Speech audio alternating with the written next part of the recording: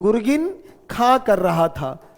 1757 में प्लासी का युद्ध और 1774 में अकबर ने बिहार को मुगल सेना में मुगल क्षेत्रों में बिहार को शामिल कर लिया गया। बिहार को 1774 में जीता गया। यहाँ बोर्ड पर रहना है सबको। 1574 में जीता गया था, 1774 नहीं, सॉरी 1574 में जीता गया था। ठीक है, कंटिन्यू रहना है।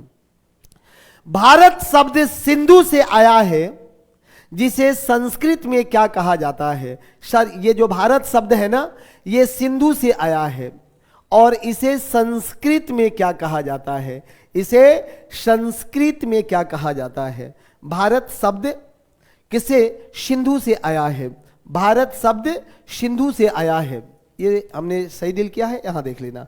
भारत शब्द सिंधु से आया है, जिसे संस्कृत में क्या कहा जाता है? आद्या, सर्वत्र, भानु, एक से अधिक इनमें से कोई नहीं। संस्कृत में क्या कहा जाता है? भारत शब्द सिंधु से आया है, इसे संस्कृत में क्या कहते हैं? साथियों, संस्कृत में भी इसे सिंधु ही कहा जाता है। संस्कृत में भी इसे सिंधु ही कहा जाता है। सर, इसी सिंधु को पढ़ करके और पारसियन लोग, जो पारसियन थे, पारसियन ने सिंधु को स नहीं बोल पाए तो स का उदाहरण ह से करते थे, हिंदू बोलते थे। इसी सिंधु को जब यूनानी आए ना, तो यूनानियों ने स का उच्चारण ई से करना शुरू किया। स का उच्चारण ई से, तो सिंधु को इंदु बोलने लगे और उस इंदु से इंडिया निकला है। दो तीन शब्द देखना है कि सिंधु जो पारसियन ह से उच्चारण किए, हिंदुस्तान निकला। यूनानियों के द्वारा इस सिंधु को इंदु बोला गया और वहां रहने वाले लोगों को इंडियन बोला जाने लगा, इंडियन बोला जाने लगा। बहुत अच्छे, सबको गुड इवनिंग है, सबको गुड इवनिंग है भाई। कंटिन्यू रहना है, ठीक है। थोड़ा तेज पढ़ाएंगे, अब समय नहीं है, आप भी एकदम तेज रहिए, सबको तेज रहना है। 2011 की जनगणना के अनुसार जनसंख्या का घनत्व कितना व्यक्ति प्रति वर्ग किलोमीटर है? सर, 2011 की जनगणना के अनुसार भारत में जनसंख्या घनत्व प्रति व्यक्ति क्या है? दो तीन चीज देख लेना है कि भारत का कितना है और भारत में सर्वाधिक किसका है, भारत में सर्वाधिक कहां का है और न्यूनतम किस राज्य का है? तो सर, भारत का 382 है, 382 है। सर्वाधिक बिहार का 1106 है और न्यूनतम अरुणाचल प्रदेश का 17 व्यक्ति प्रति वर्ग किलोमीटर है। अंतर्राष्ट्रीय स्तर पर 51 व्यक्ति प्रति वर्ग किलोमीटर है। अंतर्राष्ट्रीय स्तर पर 51 व्यक्ति प्रति वर्ग किलोमीटर है। भारत का पूछा है 382, बाकी का स्क्रीनशॉट लेते रहेंगे, स्क्रीनशॉट लेते रहना है सबको मेरे दोस्त। 1931 में किसने माना कि एक सुगंधित यौगिक में हाई इलेक्ट्रॉनिक के जोड़े की एक विषम संख्या होनी चाहिए, जिसे गणितीय रूप में, अब ये देख लो, 4n+2 के रूप में लिखा जा सकता है। किसने इस फार्मूला को दिया है? किसने इस फार्मूला को दिया है? जहां n बराबर 0 1 2 3 भी रखो तो देखो किसने इस फार्मूला को दिया है? जैकब बर्जेलियस, एरिच हकल, एंटोनी लेवोइसिर, एक से अधिक इनमें से कोई नहीं। किसने इस फार्मूला को दिया था साथियों? इसे दिया था एरिच हकल ने।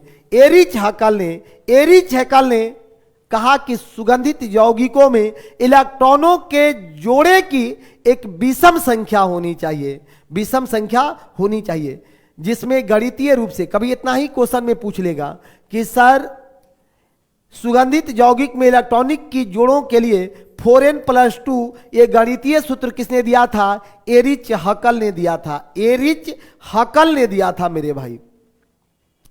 विश्व में सबसे बड़े सांपों में से एक एनाकोंडा कहां पाया जाता है? विश्व में सबसे बड़े सांपों में से एक एनाकोंडा कहां पाया जाता है मेरे दोस्त? बहुत बढ़िया, एकदम ना हारना है ना थकना है, जब तक तोड़ेंगे नहीं तब तक छोड़ेंगे नहीं, क्योंकि हम लोग बिहार के जीन वाले लोग हैं, जेनेटिक रूप से बिहारी हैं भाई। और बिहारियों में तो इतनी ताकत होती है कि अगर लक्ष्य शिद्दत से बनाया है तो पूरा भी शिद्दत से कर लेते हैं। लगातार क्लास होने के बाद भी न हम थके हैं और आपसे भी इस बात की उम्मीद करते हैं कि आप भी नहीं थके होइएगा। ये सिलसिला 14 तारीख तक कंटिन्यू चलता रहेगा। कल तो हो सकता है 24 घंटा आपसे जुड़ जाए, पूरे 24 घंटा आपके साथ रहेंगे। विश्व के सबसे बड़े सांपों में से एक एनाकोंडा कहां पाया जाता है? सर मॉनसून वन में, उष्ण कटिबंधीय सदाबहार वन में, शीतोष्ण घास के मैदान में यह एनाकोंडा पाया कहां जाता है? सर एनाकोंडा दक्षिण अमेरिका के अमेजन वन में, दक्षिण अमेरिका के अमेजन वन में पाया जाता है। दक्षिण अमेरिका के अमेजन वन में पाया जाता है।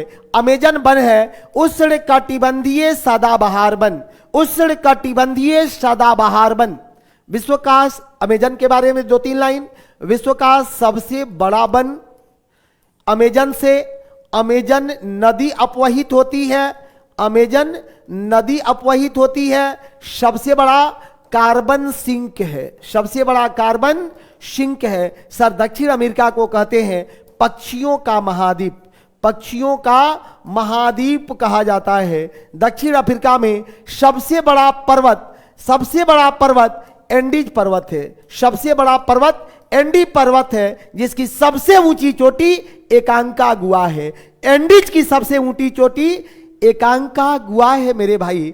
और सबसे ऊंचा ज्वालामुखी भी कोटोपैक्सी, कोटोपैक्सी ये इसी एंडीज पर्वत में अवस्थित है। इतनी बातों को लिख ले, कोई प्रश्न नहीं सूझेगा। सबको गुड इवनिंग है। सेशन को एक बार लाइक कर दीजिए, सब लोग दबा कर लाइक कर दीजिए और हर व्यक्ति कम से कम 1-2 लोगों तक सेशन को पहुंचा दीजिए। सेशन लगातार चलता रहेगा, पूरे रात भर आज आपके साथ रहेंगे।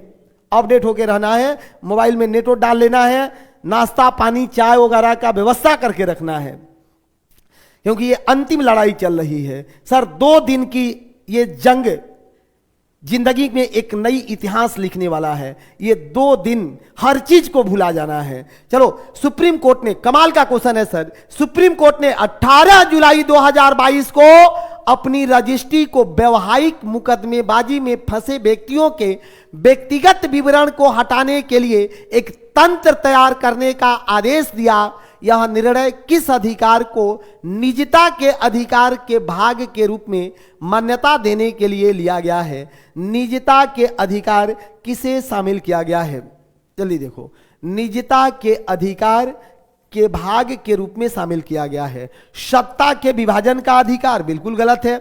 जीने का अधिकार, भूल जाने का अधिकार, एक से अधिक इनमें से कोई नहीं, एक से अधिक इनमें से कोई नहीं।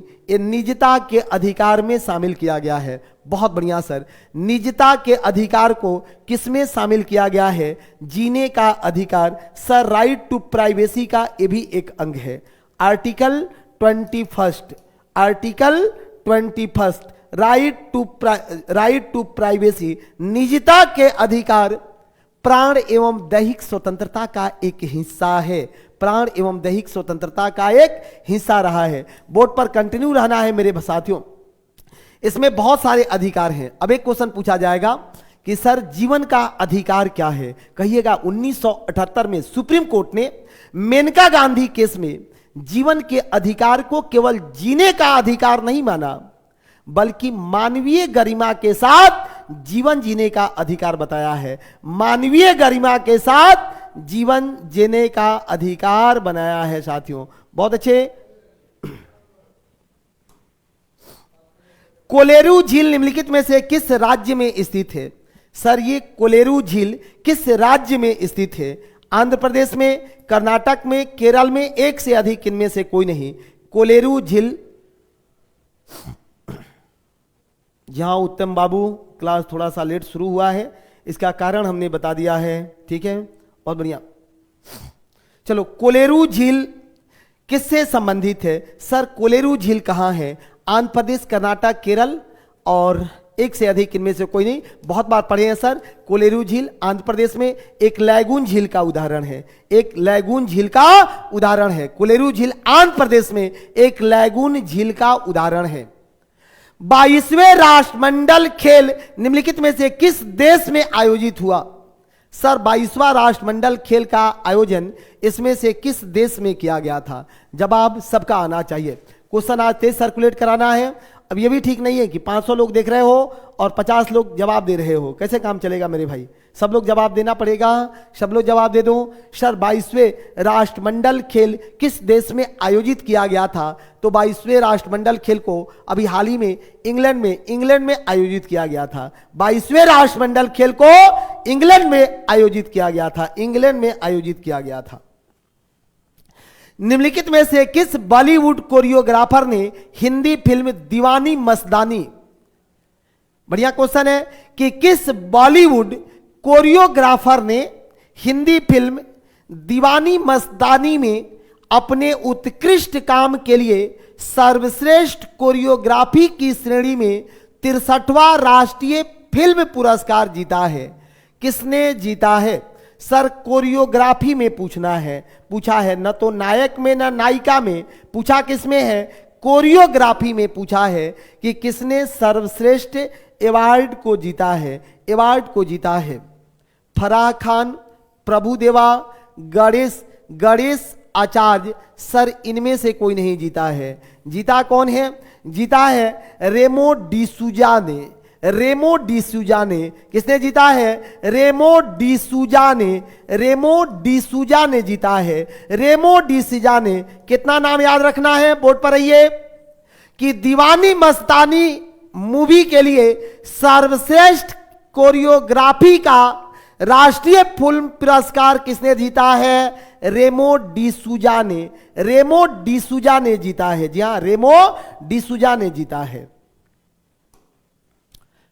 निम्नलिखित हिंदुस्तानी शास्त्रीय संगीतकारों में किसने शास्त्रीय संगीत का सर्वश्रेष्ठ मिश्रण किया और अपने स्वयं के संगीत की एक अनूठी शैली बनाई, जिसे अक्सर 20वीं शताब्दी के तानसेन के रूप में जाना जाता है? सर ये तानसेन ध्रुपद पद के गायक किसे 20वीं शताब्दी का तानसेन कहा जाता है? अब इससे बढ़िया क्वेश्चन क्या होगा सर?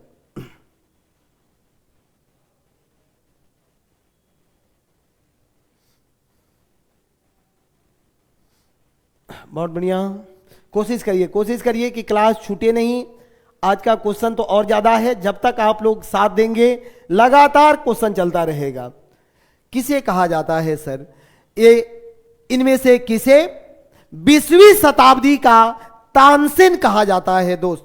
उस्ताद छोटे गुलाम अली खान को, उस्ताद अली बख्श खां को, उस्ताद बड़े गुलाम अली खां को। किसे? उस्ताद बड़े गुलाब अली खां को, बड़े गुलाब अली खां को। जी हां,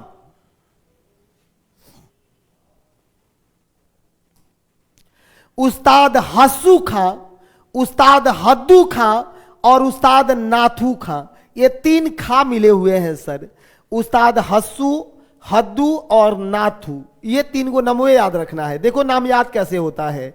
उस्ताद और खान तो कॉमन है, हस्सू, हद्दू, नाथू किस घराने के प्रतिपादक थे? सर ये किस घराने से जुड़े थे? इनका संबंध किस घराने से रहा था? देखो पटियाला घराना भी संगीत के लिए नहीं है, ग्वालियर घराने से जुड़े थे। उस्ताद हस्सू, हद्दू और नाथू ये तीनों ग्वालियर घराने से जुड़े थे। ग्वालियर घराने से जुड़े हुए थे, ग्वालियर घराने से जुड़े हुए थे मेरे भाई। जी हां, ग्वालियर घराने से जुड़े हुए थे। बहुत अच्छे, बहुत अच्छे, आगे रहो। क्वेश्चन का लेवल भी शानदार है। प्रशस्तियों और भूमि अनुदानों के संबंध में निम्नलिखित में से कौन सा कथन सही है? सबसे पहले कि सर प्रशस्ति और भूमि अनुदान के मामले में कौन सा स्टेटमेंट सही स्टेटमेंट है? पहला कि जो भी प्रशस्ति है, प्रशस्तियों की रचना संदेश टाइप का होता है। प्रशस्तियों की रचना विद्वान ब्राह्मणों द्वारा की जाती थी। बिल्कुल सही है। प्राचीन काल में प्रशस्तियां लिखने का काम कौन करते थे? तो विद्वान ब्राह्मणों द्वारा किया जाता था।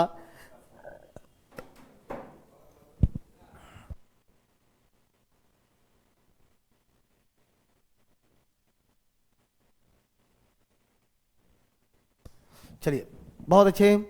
राजाओं ने अक्सर ब्राह्मणों को जमीन के अनुदान से पुरस्कृत किया जो तांबे की प्लेटों पर दर्ज किया जाता था। जी हाँ, सबसे पहले जो है भूमि अनुदान ब्राह्मणों को ही दिया जाने लगा। सर दोनों सही है। यदि 1 और 2 दोनों सही है तो ऑप्शन नंबर सी 1 और 2, क्योंकि सबसे पहले विद्वान ब्राह्मणों द्वारा प्रशस्तियों की रचना की गई और राजाओं ने ब्राह्मणों को भूमि अनुदान देना शुरू किया था। ठीक है। अवोगाद्रो से संबंधित सही कथन कौन सा है? अवोगाद्रो से संबंधित सही कथन कौन सा है? अवोगाद्रो से संबंधित सही कथन कौन सा है साथियों? अवोगाद्रो का नाम सुने हो क्या आप लोग? निश्चित रूप से VVI करके लिखना सर कि ये अवोगाद्रो कौन था, अवोगाद्रो का संबंध किससे है। बहुत कमाल का चीज है सर। अवोगाद्रो ने अंतर स्पष्ट किया था। इसने अंतर किया था किसमें? परमाणु और अणु के बीच में। परमाणु और अणु के बीच में इसने अंतर बताया था, डिफरेंस बताया था। अवोगाद्रो ने इलेक्ट्रॉन न्यूट्रॉन की खोज की थी, बिल्कुल गलत है। अवोगाद्रो ने जंतु पादप और कोशिका पादप के बीच अंतर किया था, गलत है। अवोगाद्रो ने इलेक्ट्रॉनों की खोज किया था, गलत है। अवोगाद्रो ने तो परमाणु और अणु के बीच अंतर को बताया था। इन्होंने अंतर को बताया था। निम्नलिखित में से कौन सा पुरस्कार 1998 में एक भारतीय कुचिपुड़ी नृत्यांगना बेपनी चिन्ना सत्यम को दिया गया? बेपनी चिन्ना सत्यम को दिया गया है। कुचिपुड़ी कहां का नृत्य है? बहुत बढ़िया। हाँ, क्वेश्चन थोड़ा लेवल बहुत ठीक ठाक है आज का, एकदम कंसंट्रेट होकर के बनाना है सबको। निम्नलिखित में से कौन सा पुरस्कार 1998 में एक भारतीय कुचिपुड़ी नृत्यांगना बेपति चिन्ना सत्यम को दिया गया है? कौन सा पुरस्कार से सम्मानित की गई? सर इसे पद्म भूषण से सम्मानित किया गया था। इसे पद्म भूषण से सम्मानित किया गया है। बिहार शिक्षक भर्ती परीक्षा फेज 4 बैच मॉड्यूल हो चुका है। आप अपना नामांकन कराकर अपना रिजल्ट सुनिश्चित करें। निम्नलिखित में से किस स्थान पर टकटोक उत्सव मनाया जाता है? किस स्थान पर टकटोक ऐसे भी लिखा मिलेगा, टकटोक उत्सव मनाया जाता है? अब बताओ तो कितना बढ़िया क्वेश्चन सब आज का है मेरे भाई कि किस स्थान पर टकटोक उत्सव मनाया जाता है? किस स्थान पर टकटोक उत्सव मनाते हैं? त्रिपुरा में, लद्दाख में, नागालैंड में, एक से अधिक, इनमें से कोई नहीं। टकटोक उत्सव कहां मनाया जाता है? कुछ लोगों ने बहुत अच्छा जवाब दिया। चलिए, ये विक्की जो भी है, एक क्लास हर एक स्तर के पीआरटी, टीजीटी, पीजीटी सब के लिए कंप्लीट मॉड्यूल किया गया मैराथन क्लास है जो रात भर संचालित होता रहेगा। आपके साथ पूरी रात रहते हैं हम, ठीक है, 400-500 प्रश्न को लेकर के। चलिए, चलो कंटिन्यू रहना मेरे भाई। तो ये टकटोक उत्सव मनाया जाता है कहां? लद्दाख में। सर लद्दाख, जिसकी राजधानी लेह, लद्दाख में टकटोक उत्सव मनाया जाता है। टकटोक उत्सव मनाया जाता है। दिसंबर 1984 को भोपाल में भारत की सबसे खराब और औद्योगिक आपदा किस कारखाने में हुई थी? जवाब दे देना है सर। 3 दिसंबर 1984 को भोपाल गैस त्रासदी हुई थी। यह किस कारखाना में हुआ था? भारत रसायन limited, union carbide, UPL limited, एक से अधिक, इनमें से कोई नहीं। किस कारखाने में हुआ था मेरे भाई? आज आप लोगों को ज्यादा जवाब देना है, सब लोगों का जवाब आना चाहिए क्योंकि ये फाइनल टच है। फाइनल टच आज दिया जा रहा है मिशन 50 के द्वारा आपको। बहुत बढ़िया, सबको थैंक यू सर। ये यूनियन कार्बाइड किस कारखाने में? Union carbide methyl isocyanate gas का स्राव हुआ था। कौन गैस का स्राव हुआ था? मिसाइल आइसोसाइनाइट गैस का स्राव हुआ था। मिसाइल आइसोसाइनाइट गैस का स्राव हुआ था, उसमें यूनियन कार्बाइड उस कारखाने का नाम था। देखनी किस भारतीय राज्य से जुड़ा नृत्य है? सर देखनी, अब देखो देखनी मतलब मैं बोल नहीं रहा हूं तुमको, ये पूछ रहा हूं ना कि देखनी एक लोक नृत्य है जो किस राज्य से जुड़ा है? बिहार, पश्चिम बंगाल, गोवा, एक से अधिक इनमें से कोई नहीं। ये देखनी किस राज्य से जुड़ा हुआ है मेरे भाई? देखनी का संबंध किस राज्य से रहा है? Methyl isocyanide gas. बहुत बढ़िया, बहुत बढ़िया, लिखते जाना है। अब ये से कुछ लोगों को लग रहा है कि एकदम हारे थके का एहसास हो रहा है। बहुत बढ़िया, थैंक यू भाई, थैंक यू। चलो, देखनी किस राज्य का है? अरे मेरे भाई, देखनी यह लोक नृत्य है गोवा के, लोक नृत्य है गोवा का। गोवा जिसका राजधानी पणजी, मुख्यमंत्री है प्रमोद सावंत, मुख्यमंत्री है प्रमोद सावंत, यहां के मुख्यमंत्री हैं। निम्नलिखित में से कौन सा भारतीय रिजर्व बैंक द्वारा खुले बाजार संचालन में से एक है? कमाल का क्वेश्चन है सर, जवाब सबका आना चाहिए। बहुत बढ़िया, सबको राधे राधे। निम्नलिखित में से कौन सा भारतीय रिजर्व बैंक द्वारा खुले बाजार संचालन में से एक है? आरबीआई का ओपन बाजार संचालन है, किसको कहोगे? सर, खुले बाजार में सरकार द्वारा जारी किए गए एक बॉन्ड की खरीद और बिक्री। केवल खुले बाजार में सरकार द्वारा जारी बॉन्ड की बिक्री गलत है। केवल खुले बाजार में बॉन्ड की खरीद नहीं, दोनों होता है सर, ओपन मार्केट दोनों होता है। ये ओपन मार्केट है, याद रखिएगा वीवीआई करके, कि सर आरबीआई द्वारा खुले बाजार संचालन में सरकार द्वारा जारी किए गए बॉन्ड की खरीद और बिक्री दोनों, खरीद और बिक्री दोनों होता है, खरीद बिक्री दोनों होता है इससे, ठीक है, दोनों होता है। राष्ट्रीय पंचायती राज दिवस कब मनाया जाता है? राष्ट्रीय पंचायती राज दिवस को कब मनाया जाता है? आसान क्वेश्चन मिला, छक्का सबका लगना चाहिए, हर आदमी का जवाब आना चाहिए। अब ये नहीं बताओगे तो क्या बताओगे मेरे भाई कि राष्ट्रीय पंचायती राज दिवस कब मनाया जाता है? 28 मार्च, 22 मार्च, 28 अप्रैल, 24 अप्रैल, कब मनाया जाता है? बहुत बढ़िया। ये राष्ट्रीय पंचायती राज दिवस को 24 अप्रैल को मनाया जाता है। 24 अप्रैल को मनाया जाता है। कब मनाया जाता है? 24 अप्रैल को। पंचायती राज दिवस 24 अप्रैल को मनाया जाता है। 22 मार्च को तो बिहार दिवस, 22 मार्च को बिहार दिवस, 22 मार्च को बिहार दिवस मनाते हैं मनदीप जी, 22 मार्च को बिहार दिवस मनाया जाता है, क्योंकि इसी 22 मार्च 1912 को, 22 मार्च 1912 को, नाम याद रखना है सर, 22 मार्च 1912 को बिहार पृथक राज्य के रूप में औपचारिक घोषणा हुआ था। औपचारिक घोषणा किया गया था, औपचारिक घोषणा हुआ था, औपचारिक घोषणा हुआ था। पेटीएम ने किस नाम से अपना क्रेडिट कार्ड लॉन्च किया है? पेटीएम का क्रेडिट कार्ड किस नाम से लॉन्च हुआ है? आज के टोटल प्रश्न, आपसे रिक्वेस्ट है कि एकदम वीवीआई प्रश्नों को हमने कलेक्ट किया है, एक भी प्रश्न छूटना नहीं चाहिए, ठीक है। पेटीएम ने किस नाम से अपना क्रेडिट कार्ड लॉन्च किया?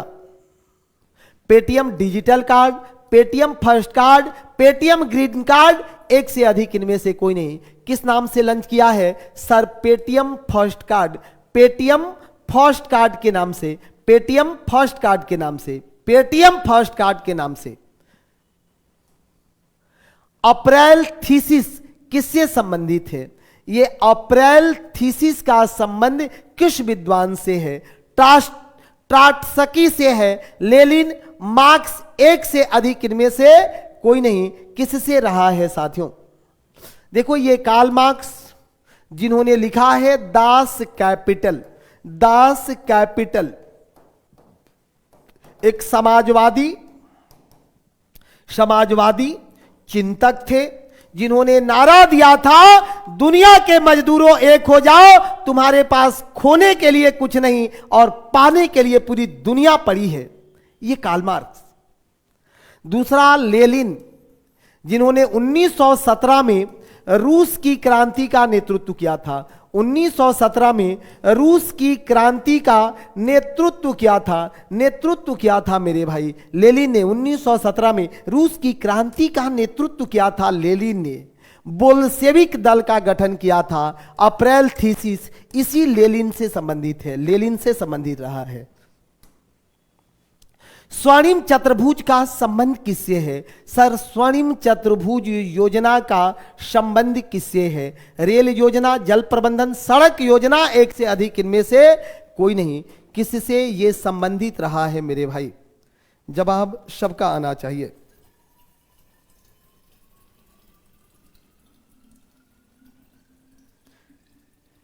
सब लोगों का जवाब पहुंचना चाहिए मेरे दोस्त।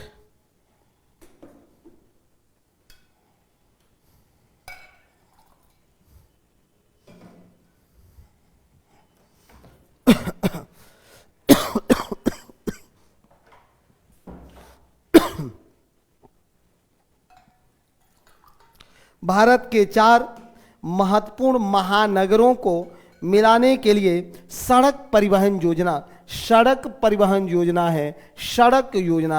कौन सी योजना है? तो सर ये राजमार्ग योजना है। सड़क में भी मत लिखना, राजमार्ग योजना है। कौन सी योजना है?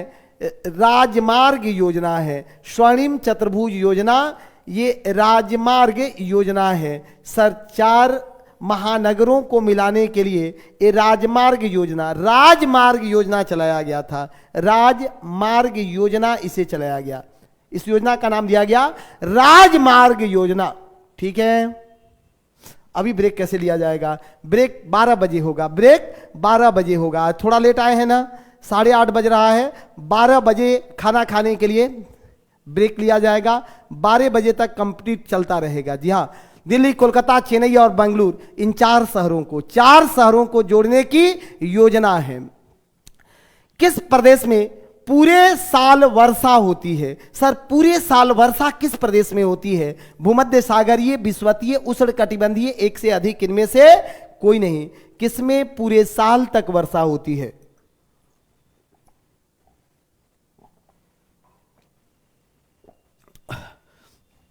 मेरे भाई, विषुवतीय क्षेत्रों में पूरे सालों भर वर्षा होता है। विषुवतीय क्षेत्रों में पूरे सालों भर वर्षा होता है। ये 0 डिग्री विषुवत के इर्द गिर्द सामान्यतः 10 डिग्री नॉर्थ और 10 डिग्री साउथ, यहां पूरे साल भर वर्षा होता है। पूरे साल भर वर्षा होता है। जी हां, जबकि भूमध्य सागरीय जलवायु में यहां ग्रीष्मकालीन सूखा होता है और शीतकालीन वर्षा होता है। उष्णकटिबंधीय क्षेत्रों में भी वर्षा होता है। ग्रीष्मकालीन वर्षा और शीतकालीन सूखा होता है। बहुत अच्छे मेरे भाई। इंडियन स्टैंडर्ड टाइम और ग्रीनविच टाइम में कितने समय का अंतर है? सर, इंडियन स्टैंडर्ड टाइम और ग्रीनविच टाइम में कितने समय का अंतर है? ये समय का अंतर कितने समय का अंतर है? सनी है ना? वो है ना सनी? अभी आगे चला गया? अच्छा ठीक है, हाँ निकलिए। चलिए, Indian standard time. Sir, Indian standard time कितना? 82.5 डिग्री ईस्ट और ग्रीनविच मीन टाइम ये 0 डिग्री के मध्य कितने घंटे का अंतर है? कल ही हमने निकाला था। 82 दूना 164, 165/2, 1 डिग्री में 4 मिनट, 330 मिनट होगा। साथियों, इसको घंटा में चेंज करना, 60 से भाग दीजिएगा। 11/2, 5.5 घंटा का 5.5 घंटा का अंतर है। 5.5 घंटा का अंतर है। कोई भी देश इस ग्रीनविच मीन टाइम से 8.5 के गुणज पर अपना स्टैंडर्ड मानक रखता है, अपना स्टैंडर्ड मानक घोषित करता है। कितना आगे है? 5.5 घंटा, 5.5 घंटा आगे है। बहुत बढ़िया। बुक्सा बांध परियोजना भारत के किस राज्य में स्थित है? साथियों, बुक्सा बांध परियोजना भारत के किस राज्य में स्थित है? किस राज्य में स्थित है? अच्छा, रंजीत सर आईएएस वाले चैनल पर नहीं गया है पीडीएफ? कोई बात नहीं, अभी साउंड ऑफ मिथिला मैं निश्चित रूप से अभी अपने टेक्निकल टीम के लोगों को पूछता हूं। लोग तो बोला कि हमने डाल दिया है, जो भी नहीं गया होगा आज डलवा दे रहे हैं, अभी जाएगा। ठीक है, आप लोग सेशन छोड़िएगा, तब तक पीडीएफ जा चुका होगा। बोलते हैं सबको। बुक्सा बाग परियोजना किस राज्य में स्थित है मेरे दोस्त? बहुत अच्छे सर, बुक्सा राज्य परियोजना, बुक्सा बाग परियोजना पश्चिम बंगाल में है। बुक्सा बाग परियोजना पश्चिम बंगाल में है। अब देखना, भारत का राष्ट्रीय जीव Bengal tiger, royal Bengal tiger, ये कहां पाया जाता है? सुंदरबन डेल्टा में, सुंदरबन डेल्टा में, वेस्ट बंगाल में है बुक्सा बाग परियोजना। भारत में कुल यात्री परिवहन में सड़क परिवहन का योगदान कितना है? भारत में कुल यात्री परिवहन में सड़क परिवहन का योगदान कितना है? 20%, 45, 75, एक से अधिक, इनमें से कोई नहीं। भारत में कुल यात्री परिवहन में सड़क परिवहन का योगदान कितना है साथियों? सड़क परिवहन का योगदान कितना है? 20%, 45%, 75, एक से अधिक, इनमें से कोई नहीं। जवाब सबका आना चाहिए, हर एक व्यक्ति का। सब मेरे शेर शेरनिया लाल लालियों का जवाब आना चाहिए मेरे भाई। बहुत बढ़िया। सेशन को एक बार लाइक कर दीजिए, शेयर कर दीजिए। लाजवाब और बेजोड़ सेशन होगा आज रात का। भारत में कुल यात्री परिवहन में सड़क परिवहन का योगदान 80% है। इस सड़क परिवहन का योगदान 80% है मेरे भाई। सड़क परिवहन का योगदान सबसे ज्यादा है, 80% है। सबसे ज्यादा सड़क परिवहन का योगदान है, 80% है। पृथुदक सरस्वती तीर्थ कहां स्थित है? यह पृथुदक सरस्वती तीर्थ कहां पर स्थित है? ये भी वीवीआई क्वेश्चन है कि पृथुदक सरस्वती तीर्थ कहां पर स्थित है दोस्त? उत्तर प्रदेश, हरियाणा, तेलंगाना, एक से अधिक, इनमें से कोई नहीं। कहां पर स्थित है? पृथुदक सरस्वती तीर्थ कहां पर स्थित है? अगर नहीं समझ में आए तो कुछ कुछ क्वेश्चन को ऐसे ऐसे कंसेप्ट लगाते हैं कि अगर इसमें लिखा हुआ है सरस्वती, तो सर सरस्वती से क्या समझ में आ रहा है कि सरस्वती एक नदी है, एक नदी थी जो विलुप्त हो गई, और किन क्षेत्रों में रही है? तो पंजाब हरियाणा वाले क्षेत्रों में। दिख रहा है ना, तय है कि यह नदी हरियाणा में रही थी, हरियाणा में रही थी। और इसलिए भी इसको ऑप्शन में लेना है ना, ये भी सीखना है कि अगर नहीं आए तो तुका कैसे मारना है मेरे भाई। सुनो, इसलिए तीर्थ कह सकते हैं क्योंकि सरस्वती नदी को नदोत्मा कहा जाता था। नदोत्मा कहा जाता था, सबसे पवित्र नदी माना जाता था। सबसे पवित्र नदी किन क्षेत्रों से? हरियाणा क्षेत्रों से। तो पृथुदक सरस्वती तीर्थ भी हरियाणा में है। पृथुदक सरस्वती तीर्थ भी हरियाणा में अवस्थित है। किस राज्य के सबरीमाला मंदिर के बोर्ड ने हर उम्र की महिलाओं को मंदिर में प्रवेश करने के लिए कोर्ट के फैसले को स्वीकार कर लिया? किस राज्य के सबरीमाला मंदिर के बोर्ड ने हर उम्र की महिलाओं को मंदिर प्रवेश करने के फैसलों को स्वीकार कर लिया? आ जाइए बोर्ड पर। सबरीमाला मंदिर केरल में है। किस राज्य में है? केरल में है। भगवान अयप्पन का मंदिर है। भगवान अयप्पन का मंदिर है। भगवान अयप्पन का मंदिर है। ऐसा माना जाता है कि भगवान अयप्पन जो है, भगवान अयप्पन ये ब्रह्मचर्य देव थे, इसलिए वहां महिलाओं का जाना बैन कर दिया गया था। लेकिन सुप्रीम कोर्ट ने जजमेंट देते हुए और महिलाओं को जाने की इजाजत दी थी। कहां? केरल में। केरल में है, केरल में अवस्थित है। आंध्र प्रदेश में तिरुपति बालाजी।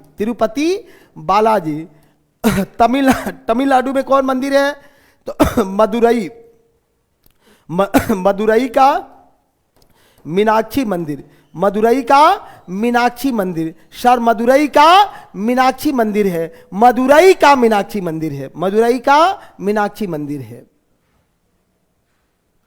अमरावती जलाशय भारत के किस राष्ट्रीय उद्यान में स्थित है? अमरावती जलाशय भारत के किस राष्ट्रीय उद्यान में स्थित है? बढ़िया क्वेश्चन है। अच्छा हार्ड क्वेश्चन नहीं है, लगता है कि अभी आपने ज्वाइन नहीं किया है। चलिए जल्दी जल्दी इसको देखते जाओ, अब जवाब दे दो इसका मेरे भाई। सर अमरावती जलाशय भारत के किस राष्ट्रीय उद्यान में स्थित है? पंपदुम शोला राष्ट्रीय उद्यान, मुदुमलाई राष्ट्रीय उद्यान, इंदिरा गांधी वन्यजीव अभ्यारण्य, एक से अधिक इनमें से कोई नहीं। कहां अवस्थित है अमरावती जलाशय? कहां अवस्थित है? बहुत बढ़िया सर, अमरावती जलाशय ये इंदिरा गांधी वन्यजीव अभ्यारण्य, इंदिरा गांधी वन्यजीव अभ्यारण्य में, इंदिरा गांधी वन्यजीव अभ्यारण्य में अवस्थित है, इंदिरा गांधी वन्यजीव अभ्यारण्य में अवस्थित है। इकोनॉमिक्स भी है आज, इकोनॉमिक्स भी है, ठीक है। चलो, प्राचीन पहाड़ियां भारत की किस देश के साथ सीमा का निर्धारण करती है? ये प्राचीन पहाड़ियां भारत और अन्य किस देश के साथ अपनी सीमा का निर्माण करती है? म्यांमार, नेपाल, चीन, एक से अधिक इनमें से कोई नहीं। प्राचीन पहाड़ी किसके साथ सीमा का निर्माण करती है मेरे दोस्त? बहुत बढ़िया। प्राचीन पहाड़ी किसके साथ अपनी सीमा का निर्धारण करती है?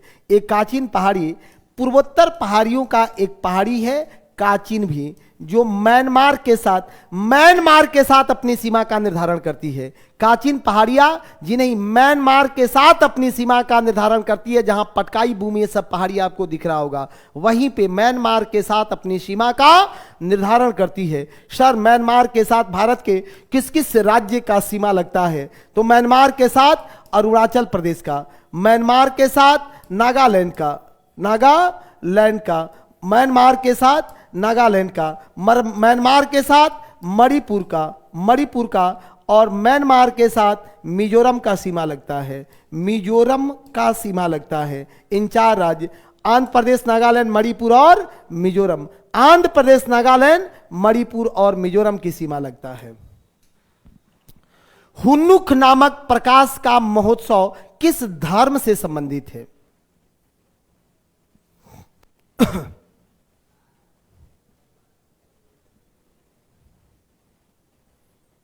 बहुत बढ़िया, तुका सही हो गया,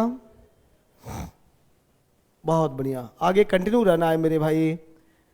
चलो, हन्नुक नामक प्रकाश का महोत्सव किस धर्म से संबंधित है? पारसी, बौद्ध, कन्फ्यूशियस, एक से अधिक इनमें से कोई नहीं। किससे संबंधित है? किससे संबंधित है? ये हन्नुक नामक प्रकाश का महोत्सव किस धर्म से संबंधित है? बहुत बढ़िया, पारसी, बौद्ध, कन्फ्यूशियस। आ जाओ सर, जो हन्नुक है ना, ये हन्नुक नामक जो प्रकाश महोत्सव है, इसका जवाब ही एक बार जान लो कि यह यहूदी धर्म से संबंधित है। यहूदियों का प्रकाश पर्व होता है हन्नुक। यहूदी धर्म का प्रकाश पर्व होता है हन्नुक। यहूदी धर्म का प्रकाश पर्व हन्नुक होता है। यहूदियों का देश इजराइल, यहूदियों का देश इजराइल। अभी इजराइल हमास युद्ध चल रहा है, केंद्र बिंदु है गाजा पट्टी में, गाजा पट्टी में यह केंद्र बना हुआ है, ठीक है। शाहरुख खान एवं संजय दत्त के बाद निम्नलिखित में से किस भारतीय को दुबई ने गोल्डन वीजा जारी किया है? एगो शाहरुख खान, दूसरा संजय दत्त के बाद किस भारतीय को दुबई ने गोल्डन वीजा जारी किया है? सानिया मिर्जा, करिश्मा कपूर, हिमा दास, एक से अधिक इनमें से कोई नहीं। किसे गोल्डन वीजा जारी किया है साथियों?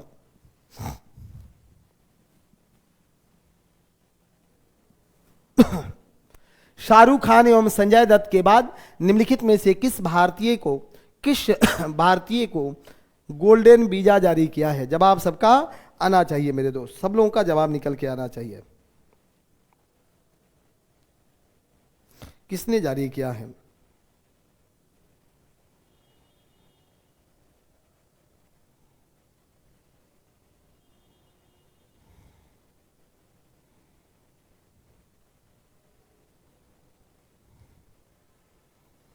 किसने जारी किया है? आप लोगों के मैं मैसेज कर रहा हूं कि आप लोगों का पीडीएफ पहुंच जाए।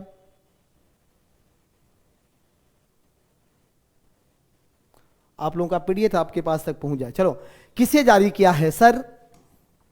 भारत के स्टार टेनिस खिलाड़ी सानिया मिर्जा को भारत के स्टार टेनिस खिलाड़ी सानिया मिर्जा को अभी हाल ही में गोल्डन वीजा जारी किया गया है। गोल्डन वीजा जारी किया गया है मेरे भाई, गोल्डन वीजा जारी किया गया है। बहुत अच्छे, आगे बढ़ते रहना है। निम्नलिखित में से कौन सी गुफाएं महाराष्ट्र में नहीं है? एकदम बढ़िया क्वेश्चन सर, इसमें से कौन सी गुफा महाराष्ट्र की गुफा नहीं है? फटाफट, अब ये भी नहीं बनेगा, कैसे काम चलेगा सर? ये कैसे काम चलेगा? रात भर सोनी जी, अभी तो रात भर पढ़ना है ना, इतना जल्दी थकेंगे तो कैसे काम चलेगा? ठीक है, सानिया मिर्जा को, जी हाँ। निम्नलिखित में से कौन सी गुफाएं महाराष्ट्र में नहीं है? तो ये क्वेश्चन कोई बड़ा नहीं ना है सर। बाघ की गुफा जो मध्य प्रदेश में है, बाघ की गुफा मध्य प्रदेश में है, बाघ की गुफाएं मध्य प्रदेश में है, जिसका विषय लौकिक है, इसका विषय लौकिक है। बाघ की गुफा का विषय लौकिक है। भज की गुफा बेडसा, ये तो मिलेगा महाराष्ट्र में है। ठीक है। हिमाचल प्रदेश का स्थापना दिवस कब मनाया जाता है? ये तो हम लोग को नहीं पढ़ना चाहिए, नहीं पूछेगा। 25 जनवरी को, इसको हटा दो। चलो, आयोडीन के, एकदम वीवीआई क्वेश्चन है। आयोडीन के टिंचर का प्रयोग निम्नलिखित में से किसके लिए होता है? आयोडीन के टिंचर ऑफ आयोडीन का प्रयोग किस लिए होता है? कैंसर के इलाज के रूप में, स्टार्च की उपस्थिति के निर्धारण में, एंटीसेप्टिक के रूप में, एक से अधिक इनमें से कोई नहीं। आयोडीन के टिंचर का प्रयोग निम्नलिखित में से किसके लिए होता है? आना चाहिए, जवाब सबका आना चाहिए।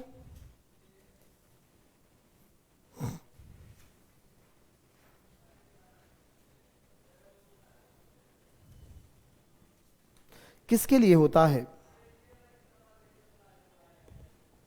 आयोडीन के टिंचर का प्रयोग किसके लिए होता है दोस्त? कैंसर के इलाज में आयोडीन?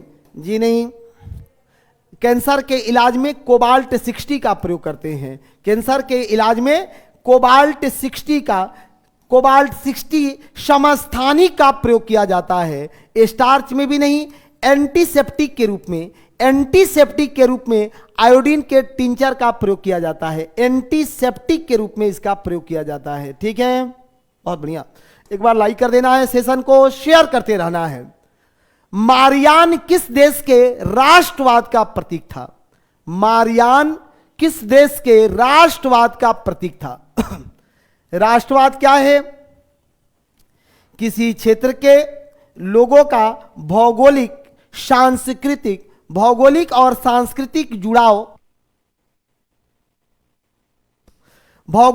सांस्कृतिक जुड़ाव राष्ट्रवाद को प्रदर्शित करता है सर। तो मरियान किस देश के राष्ट्रवाद का प्रतीक रहा है? बढ़िया क्वेश्चन है, शानदार प्रश्न है सर। देखो, मरियान किस देश के राष्ट्रवाद का प्रतीक था? फ्रांस के राष्ट्रवाद का प्रतीक था।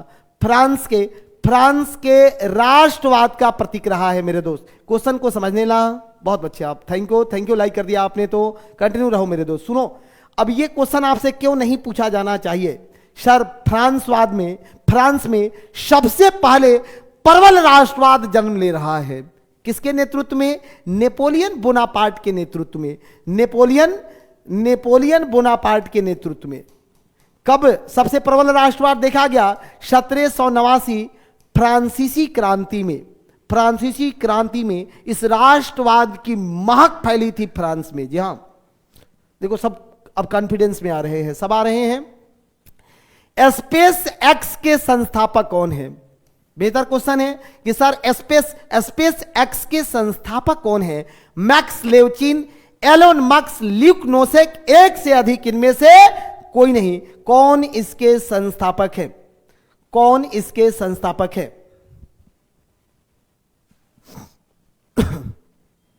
चंदन क्यों गलत हो रहा है चंदन जी?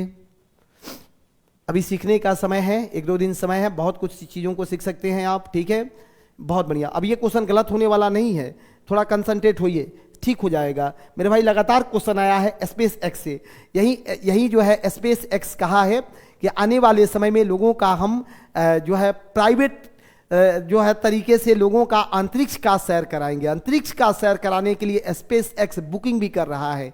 किसने इसकी संस्थापना किया है? एलोन मस्क ने। इसका संस्थापक कौन है? Elon Musk. एलोन मस्क इसके संस्थापक है। एलोन मस्क इसके संस्थापक है। एलोन मस्क इसके संस्थापक है।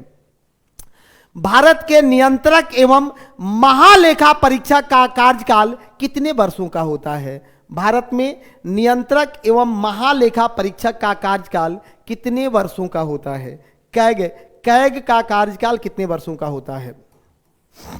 नियंत्रक एवं महालेखा परीक्षक का कार्यकाल कितने वर्ष का होता है? कैग जिसकी नियुक्ति राष्ट्रपति के द्वारा की जाती है।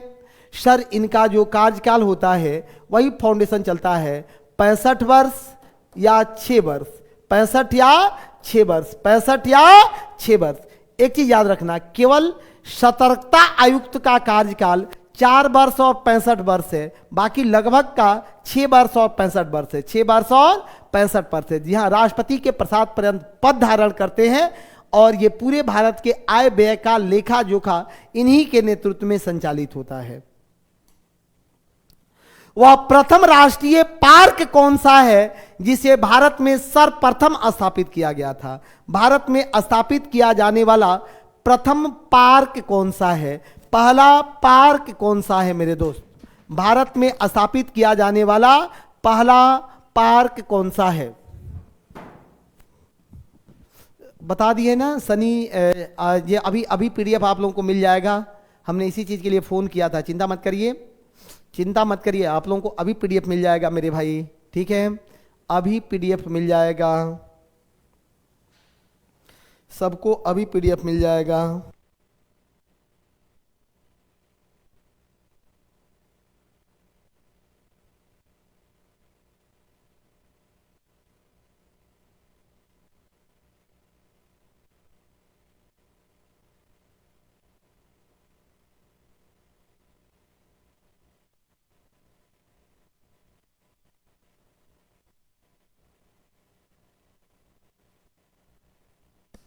चलो जवाब सबका आना चाहिए, बहुत बढ़िया।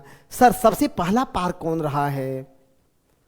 वह प्रथम राष्ट्रीय पार्क कौन सा है जिसे भारत में सर्वप्रथम स्थापित किया गया था?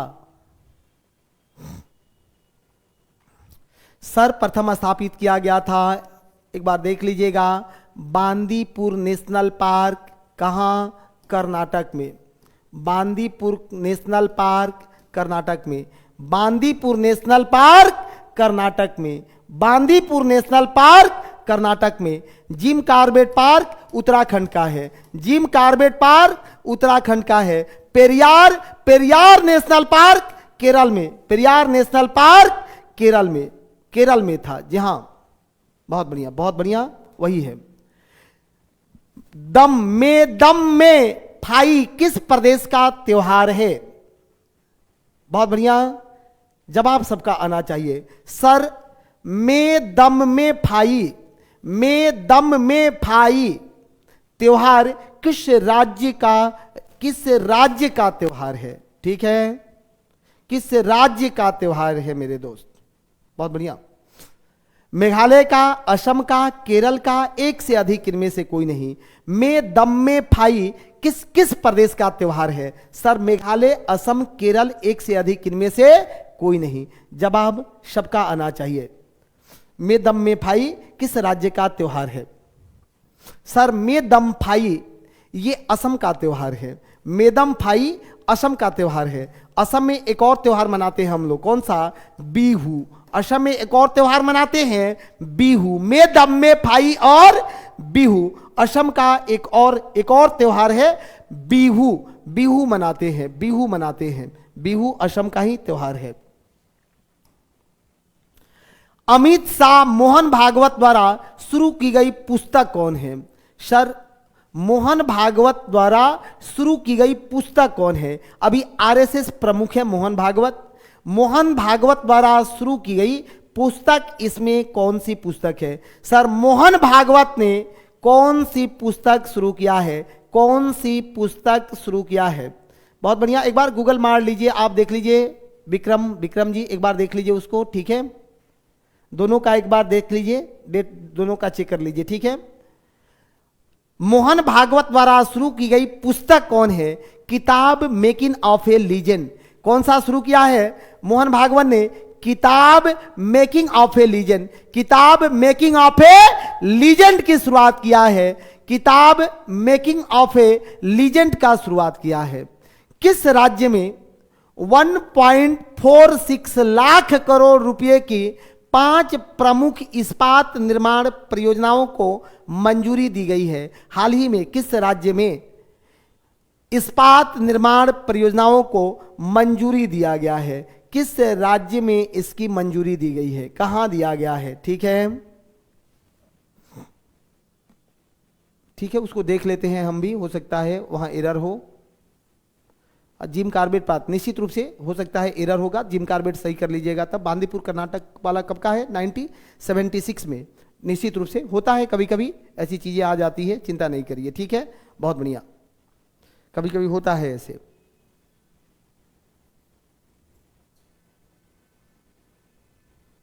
बहुत बढ़िया, ठीक है, जिम कार्बेट, बहुत बढ़िया, ठीक है, ठीक है, निश्चित रूप से। चलिए, किस राज्य में 1.46 लाख करोड़ रुपए की प्रमुख इस्पात निर्माण परियोजनाएं चलाई गई है? किस राज्य में? सर, महाराष्ट्र में। कहां शुरू किया गया है इसे? महाराष्ट्र में। कहां शुरू किया गया है? महाराष्ट्र में। महाराष्ट्र में इसे शुरू किया गया है। महाराष्ट्र में शुरू किया गया है मेरे भाई, महाराष्ट्र में शुरू किया गया है। आगे बढ़ो। हाल ही में किस मंदिर में फोटो और वीडियो बनाने पर रोक लगाई गई है? किस मंदिर में फोटो और वीडियो बनाने पर रोक लगाई गई है साथियों? गौरी दादी मंदिर, शाही मंदिर, कैलाश मंदिर, एक से अधिक इनमें से कोई नहीं। किस मंदिर में वीडियो बनाने पर रोक लगाई गई है हाल ही में? देखो, स्वर्ण अभी एक जारी किया गया वहां के प्रशासन के द्वारा कि स्वर्ण मंदिर में, स्वर्ण मंदिर अमृतसर में, स्वर्ण मंदिर अमृतसर में, स्वर्ण मंदिर अमृतसर में वीडियो बनाने पर रोक लगाया गया है। वीडियो बनाने पर रोक लगाया गया है। ये स्वर्ण मंदिर कहां? अमृतसर में। स्वर्ण मंदिर पंजाब के अमृतसर में है, पंजाब के अमृतसर में है। यहां कंप्लीट बैन कर दिया गया है, कंप्लीट बैन कर दिया गया है, वीडियो बनाना बैन कर दिया गया है। जी हां,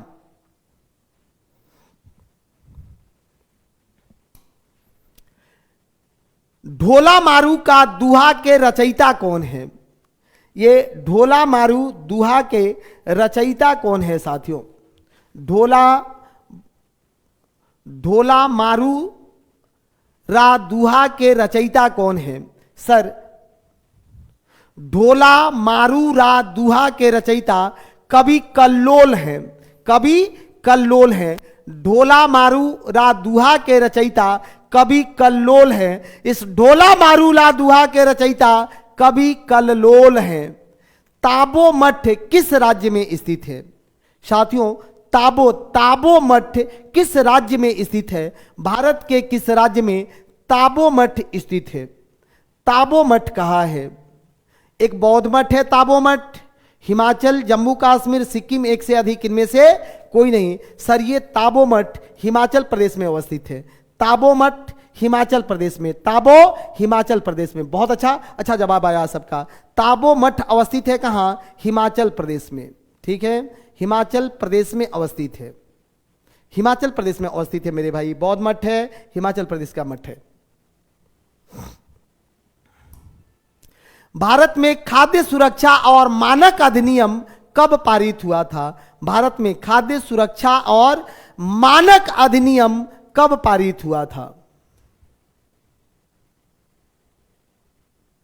कब पारित हुआ था मेरे भाई?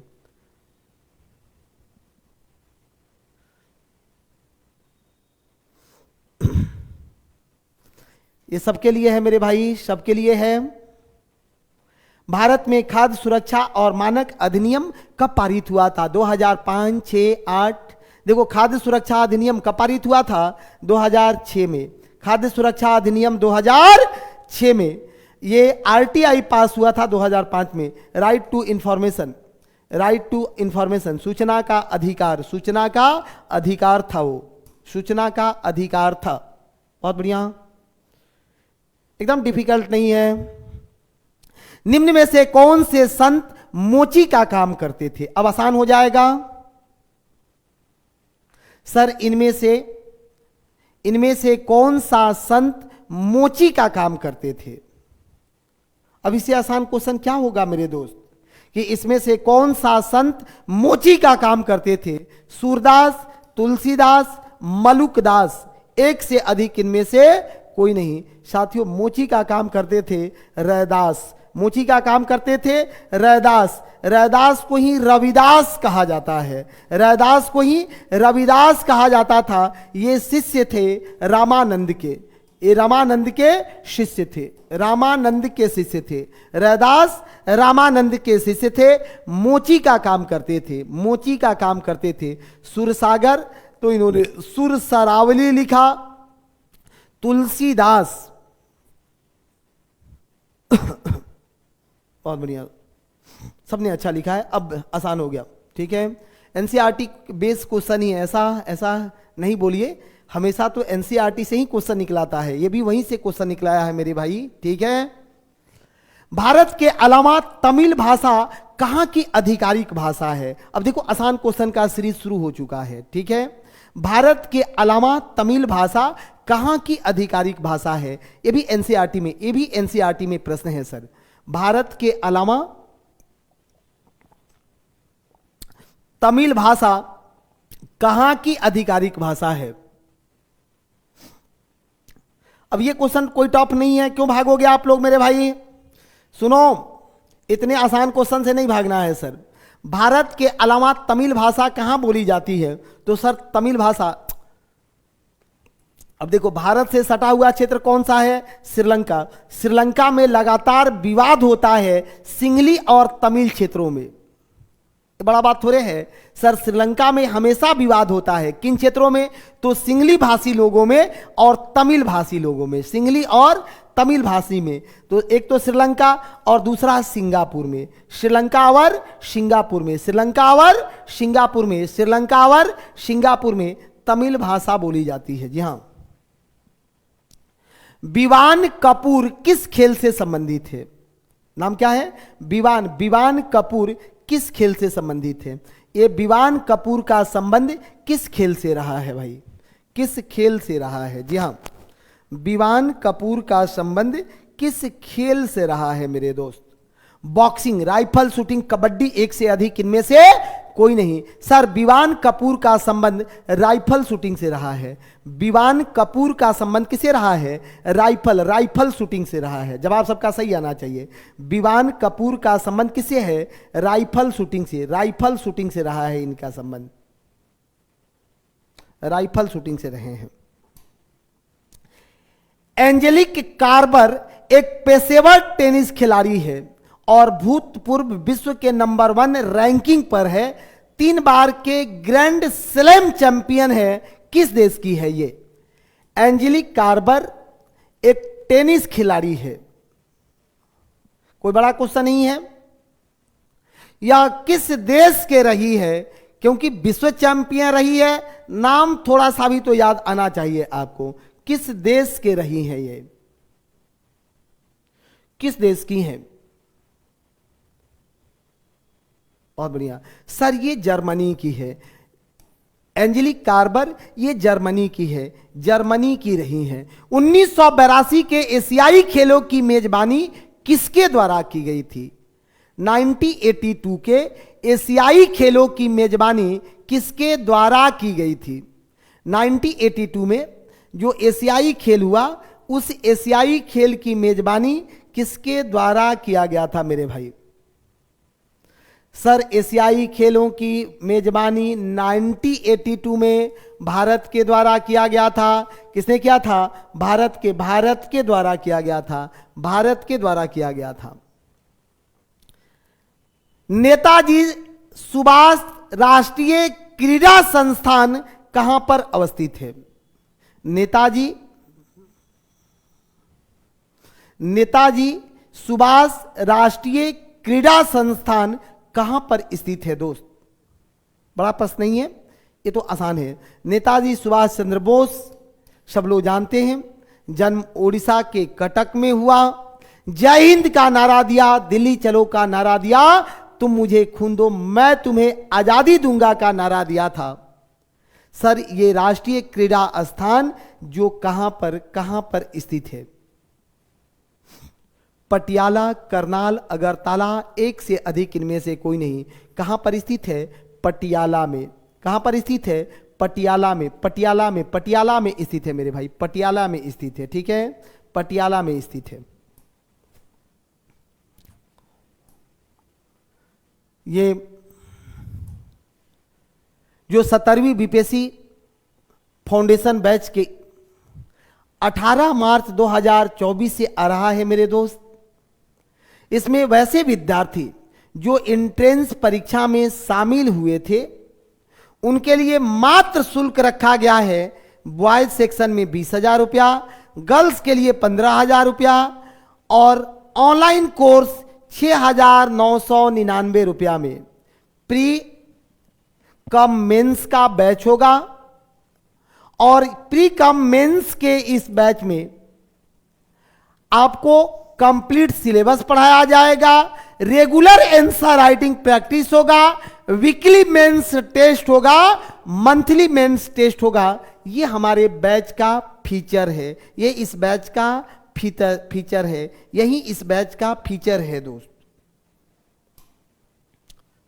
नेक्स्ट आगे कि जो एसे का क्लास है, सबसे बड़ा अपॉर्चुनिटी, गोल्डन अपॉर्चुनिटी क्या है कि सर बीपीएससी में जो 300 नंबर का एसे है, इस एसे का क्लास संस्थान के डायरेक्टर रंजीत सर के द्वारा लिया जा रहा है और उसका भी वीकली टेस्ट, मंथली टेस्ट और फीडबैक प्रोग्राम भी चलाया जा रहा है। जी हाँ, एकदम गरीब विद्यार्थी जो हैं वो टेस्ट में अपीयर हुए, पास नहीं हो पाए, वैसे विद्यार्थी एक आवेदन संस्थान में जमा करेंगे, वेरीफाई करवा करके उनको भी जो है निःशुल्क पढ़ाने का काम किया जाएगा।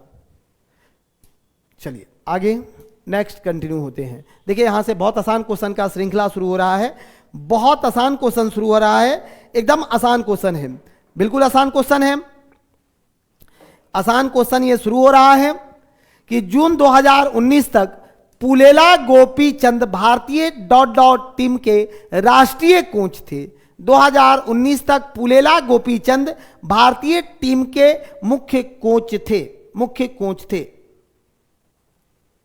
सबका जवाब आना चाहिए सर, किस टीम का कोच थे? जी नहीं, हॉस्टल सुविधा नहीं होता है, ठीक है।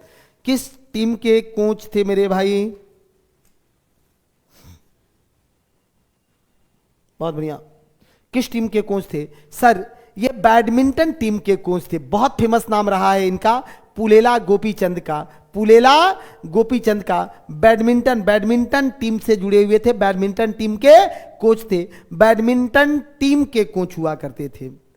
भारतीय संविधान में बंदी प्रत्यक्षीकरण का रीट जारी करने की शक्ति किसमें नहीं थे? बंदी प्रत्यक्षीकरण की रीट जारी करने की शक्ति किसमें नहीं थे? अब आसान क्वेश्चन है सर, ये तो बता दो। सबसे पहले आएगा रीट, तो रीट कौन जारी करता है? तो सर रीट सुप्रीम कोर्ट भी जारी करता है और हाई कोर्ट भी जारी करता है। सुप्रीम कोर्ट अनुच्छेद 32 से और हाई कोर्ट अनुच्छेद 226 से। सुप्रीम कोर्ट रीट जारी करता है अनुच्छेद 32 में, हाई कोर्ट रीट जारी करता है अनुच्छेद 226 में। बंदी प्रत्यक्षीकरण जो ऐसा रीट है जो सरकारी सेवकों के साथ साथ या राज्य के साथ साथ निजी व्यक्ति के खिलाफ भी जारी किया जाता है, एकमात्र ऐसा रीट है जो निजी व्यक्ति के खिलाफ भी जारी किया जाता है। याद रखिएगा, शर्तबंदी प्रत्यक्षीकरण एकमात्र ऐसा रीट है जो निजी व्यक्तियों के विरुद्ध भी जारी किया जाता है। सर ये सुप्रीम कोर्ट भी जारी करता है, हाई कोर्ट भी जारी करता है, उपरोक्त में से एक से अधिक, उपरोक्त में से एक से अधिक। निम्नलिखित में से किसके पास भारत संघ के भीतर एक नया राज्य बनाने की शक्ति है? किसके पास भारत संघ के भीतर एक नया राज्य बनाने की शक्ति है? जवाब आना चाहिए सबका। सर सबको गुड इवनिंग है, सबको गुड इवनिंग है। सर इनमें से किसके पास भारत संघ के भीतर एक नया राज्य बनाने की शक्ति है? सुप्रीम कोर्ट, लोकसभा अध्यक्ष, प्रधानमंत्री, एक से अधिक, इनमें से कोई नहीं। किसके अंदर? सर तो भारत के अंदर में एक नया राज्य बनाने की शक्ति किसमें निहित है? संसद में। सर संसद नए राज्यों का निर्माण, उसके सीमा में परिवर्तन, उसके नाम या क्षेत्र में परिवर्तन करने का अधिकार संसद में निहित है। अब ये बड़ा प्रश्न थोड़े है, संसद में निहित है। जी नहीं भाई, स्पीकर नहीं, संसद में निहित होता है, संसद में निहित होता है। और इसे संविधान संशोधन भी नहीं माना जाता है, संसद में निहित होता है। संविधान सभा के प्रथम अस्थायी अध्यक्ष कौन थे? सर संविधान सभा के, तेज जवाब सर्कुलेट होना चाहिए और तेज जवाब आना चाहिए सबका। आसान प्रश्न आ चुका है। देखिए प्रश्न का लेवल जो है ना, ये अब इतना 600 700 प्रश्न इकट्ठा करना है, तो ये सब हम लोग के टेक्निकल टीम के लोग करते हैं। बहुत लोगों का सहयोग रहता है कि इतना बड़ा बड़ा सेशन हम लोग कर पाते हैं मेरे भाई। नहीं तो दिन भर जो है ऑफलाइन क्लास में बिजी रहने के बाद इतना बड़ा सेशन खुद से क्वेश्चन इकट्ठा करना टफ हो जाता है। तो वो लोग क्वेश्चन लगाते हैं तो बहुत सारा क्वेश्चन, थोड़ा बड़ा क्वेश्चन भी हो जाता है। ठीक है, बहुत बढ़िया, बड़ा क्वेश्चन भी आ जाता है। सर संविधान सभा के प्रथम अस्थायी अध्यक्ष कौन थे? डॉक्टर राजेंद्र प्रसाद, सच्चिदानंद सिन्हा, बी.आर. अम्बेडकर, एक से अधिक, इनमें से कोई नहीं। संविधान सभा का गठन कब हुआ था? संविधान सभा का गठन कब हुआ? 6 दिसंबर 1946 को। गठन कब हुआ? 6 दिसंबर 1946 को। इसके अस्थायी अध्यक्ष कौन थे? अस्थायी अध्यक्ष कौन बनाए गए? तो 9 दिसंबर 1946 को सच्चिदानंद सिन्हा को, जबकि अस्थायी अध्यक्ष किसे बनाया गया? अस्थायी अध्यक्ष 11 दिसंबर 1946 को डॉक्टर राजेंद्र प्रसाद को बनाया गया था। डॉक्टर भीमराव अंबेडकर, जिन्हें आधुनिक मनु कहा जाता है, मसौदा या ड्राफ्टिंग कमेटी के अध्यक्ष थे। जी हां। भारतीय संविधान के किस अनुच्छेद के अनुसार मंत्री परिषद सामूहिक रूप से लोकसभा के प्रति उत्तरदायी होती है? सामूहिक रूप से लोकसभा के प्रति उत्तरदायी होती है। सामूहिक रूप से लोकसभा के प्रति उत्तरदायी होती है। बहुत बढ़िया, ठीक है। जहां Pethick Lawrence, A B Alexander, Stafford Cripps, देखो आज फाइनल टच है इसलिए मैं ज्यादा गहरा नहीं चलूंगा मेरे भाई, थोड़ा तेज सर्कुलेट कराते रहेंगे सेशन। ठीक है, कि ज्यादा प्रश्न आपको हम दिखा दें, प्रश्न में डाइवर्सिटी ला दे, क्योंकि एग्जाम सामने है। चलो, भारतीय संविधान के किस अनुच्छेद में मंत्री परिषद सामूहिक रूप से लोकसभा के प्रति जो है उत्तरदायी होता है? अनुच्छेद 75 में। अनुच्छेद 75 का क्लॉज 3, लेकिन यहां क्या करिएगा कि सर अनुच्छेद 75 में यह निहित है, अनुच्छेद 75 में निहित है। भारत का संविधान कब लागू हुआ? आसान क्वेश्चन आ गया है। सर भारत का संविधान कब लागू हुआ? 26 दिसंबर 1949, 26 जनवरी 1950, 15 अगस्त 1945। अब ये बताओ, 26 जनवरी 1950 संविधान सभा ने अंगीकृत किया था। सर संविधान सभा ने अंगीकृत किया था 26 नवंबर 1949 को। लागू हुआ था 26 जनवरी 1950 को। कंटिन्यू रहना है। निम्नलिखित में से किस कंपनी ने 110 से अधिक इंटरसिटी रूटों पर आइटम शिप करने के लिए भारतीय रेलवे के साथ भागीदारी किया है? भीतर क्वेश्चन रहेगा सर कि किसने इंटरसिटी रूटों पर आइटम शिप करने के लिए भारतीय रेलवे के साथ भागीदारी किया है? किसने? देखो, इंटरसिटी समझते हो, एक सिटी से दूसरे सिटी तक, एक सिटी से दूसरे सिटी तक कौन करेगा? तो कोई ई कॉमर्स कंपनी करेगा। ई कॉमर्स कंपनी मतलब जो डिजिटल मार्केटिंग करता हो। जो है ई कॉमर्स कंपनी कौन है इसमें? फ्लिपकार्ट लॉजिस्टिक ने, फ्लिपकार्ट लॉजिस्टिक ने किया था। एकदम तार्किक प्रश्न है सर, इन्फोसिस नहीं करेगा मेरे भाई। चलिए, अमेजन ने डीप लर्निंग प्लेटफॉर्म लॉन्च करने के लिए निम्नलिखित में से किस कंपनी के साथ समझौता किया है? अमेजन ने हाल ही में डीप लर्निंग प्लेटफॉर्म शुरू किया है। डीप लर्निंग प्लेटफॉर्म लॉन्च करने के लिए किस कंपनी के साथ समझौता किया है? डीप लर्निंग, देखो ये एक आर्टिफिशियल इंटेलिजेंस से जुड़ा हुआ मामला है। आर्टिफिशियल इंटेलिजेंस से जुड़ा हुआ मामला है। जैसे कोई भी व्यक्ति किन चीजों को ज्यादा खरीदारी करता है, अमेजन उसको रीड करेगा और उसके सामने उसको डैशबोर्ड पर शामिल करेगा। तो किस कंपनी के साथ इसे शुरू किया है? सर, इसे शुरू किया गया है किसके साथ? तो माइक्रोसॉफ्ट ने माइक्रोसॉफ्ट के साथ। किसके साथ शुरू किया है? माइक्रोसॉफ्ट के साथ उसने शुरू किया है। माइक्रोसॉफ्ट के साथ शुरू किया है। ठीक है, चलो, निम्नलिखित में से कौन भारत की पहली लिथियम आयरन बैटरी सुविधा है? इनमें से कौन भारत की पहली लिथियम आयरन बैटरी सुविधा है? बैटरी सुविधा है साथियों, किस देश में? ये ऑप्शन ठीक नहीं लग रहा है। इनमें से कौन भारत की पहली लिथियम आयरन बैटरी सुविधा वाला राज्य है? ये ऑप्शन सही नहीं है इसका। ठीक है, इसको रहने दो, एक क्वेश्चन को रहने दो, आगे बढ़ाओ। किस ई कॉमर्स कंपनी ने भारत में पहली बार एंटी थेफ्ट पैकेजिंग शुरू की है? किस ई कॉमर्स कंपनी ने भारत में पहली बार एंटी थेफ्ट पैकेजिंग शुरू किया है? किसने शुरू किया है मेरे दोस्त? कितने शुरू किया है? किसने शुरू किया है? किस ई कॉमर्स कंपनी ने भारत में पहली बार एंटी थेफ्ट पैकेजिंग शुरू किया है? एंटी थेफ्ट पैकेजिंग शुरू किया है। एंटी थेफ्ट पैकेजिंग समझ रहे हो ना? आपके पास सामान आएगा तो फाड़ करके दिया जाएगा, बिना फाड़े नहीं दिया जाएगा, बिना फाड़े नहीं दिया जाएगा मेरे भाई। किस कंपनी ने इसे शुरू किया है? जी हाँ, पेड भी है, एंटी थेफ्ट में पेड भी है। किसने शुरू किया है? फ्लिपकार्ट, अमेजन, एबे, एक से अधिक, इनमें से कोई नहीं। सर, इसे शुरू किया है फ्लिपकार्ट ने। किसने शुरू किया है? फ्लिपकार्ट ने। फ्लिपकार्ट ने शुरू किया है मेरे दोस्त, बहुत अच्छे, फ्लिपकार्ट ने शुरू किया है, अमेजन नहीं, फ्लिपकार्ट ने शुरू किया है इसको। भारत ने पहली बार सभी मौसम में ट्रैक की गई चेसिस क्यूआर एसएमएस का सफल परीक्षण किया है। यह क्यूआर स्टैंड क्या है? सर, क्यूआर स्टैंड किसको बोलते हैं? क्यूआर स्टैंड किसको बोलते हैं? Quick range, quick reaction, quick response, एक से अधिक, इनमें से कोई नहीं। जल्दी जवाब आना चाहिए मेरे भाई। कोई बात नहीं, सीख रहे हो ना, सब नया नया क्वेश्चन है आज, एकदम नया क्वेश्चन का पिटारा खुला हुआ है, नया क्वेश्चन सब खुला हुआ है, बहुत बढ़िया। सर, भारत में पहली बार सभी मौसम में ट्रैक की गई चेसिस क्यूआर एसएमएस SAM का सफल परीक्षण किया गया है। क्यूआर किसे कहते हैं? क्विक रिएक्शन को।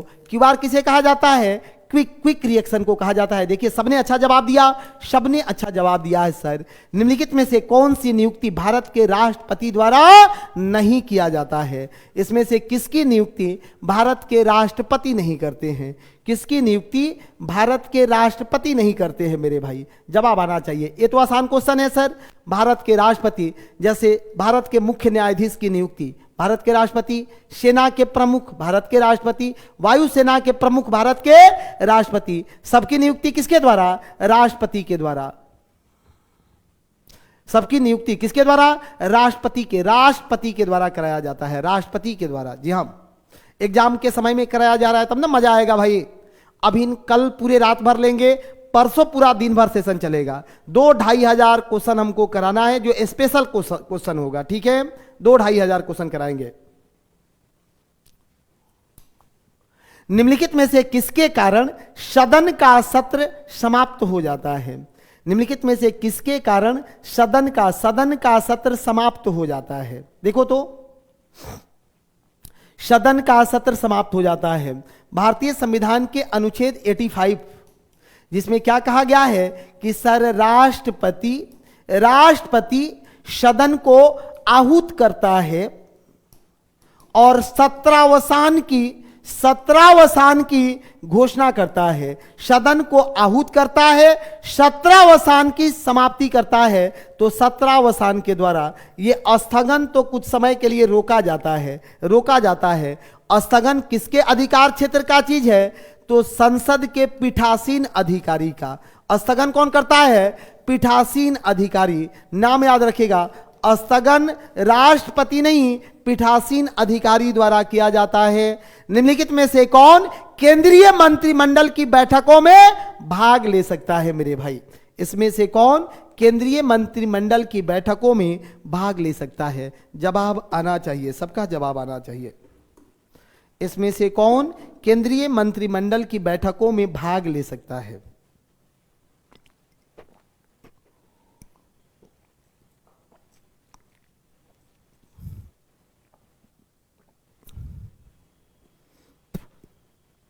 देखिएगा, मंत्रिमंडल कहा है, दो शब्द हैं, एक मंत्रिपरिषद और दूसरा मंत्रिमंडल।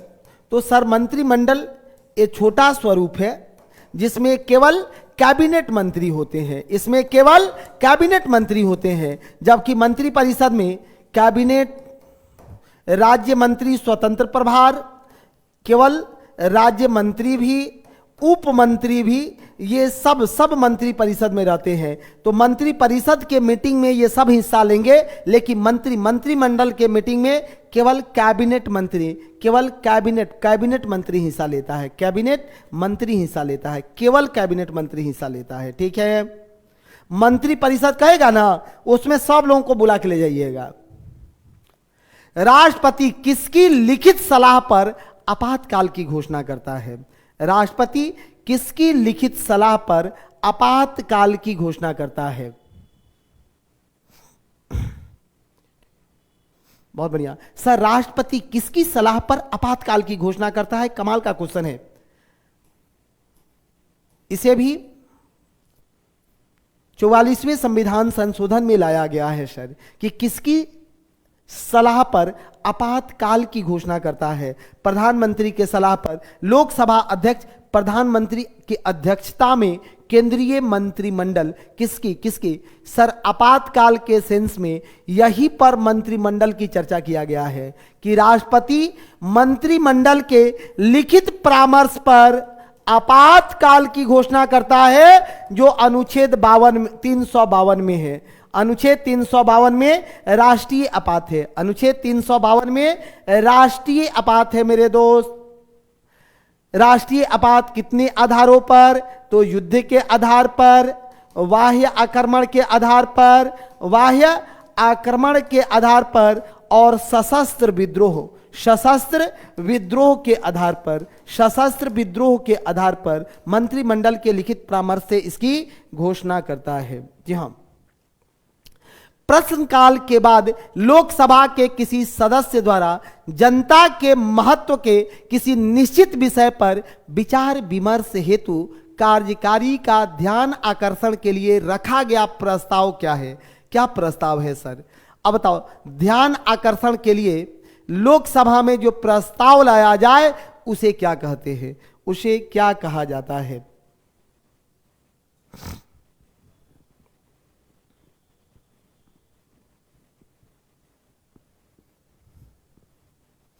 जवाब आना चाहिए सबका।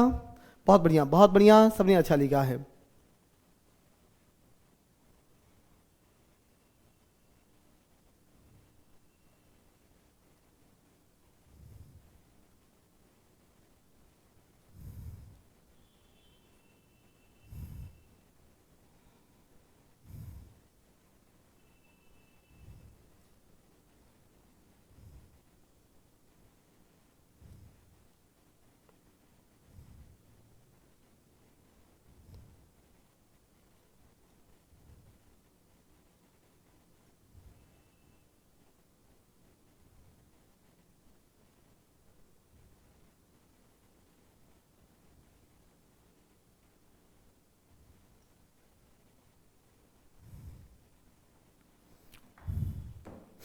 बहुत बढ़िया।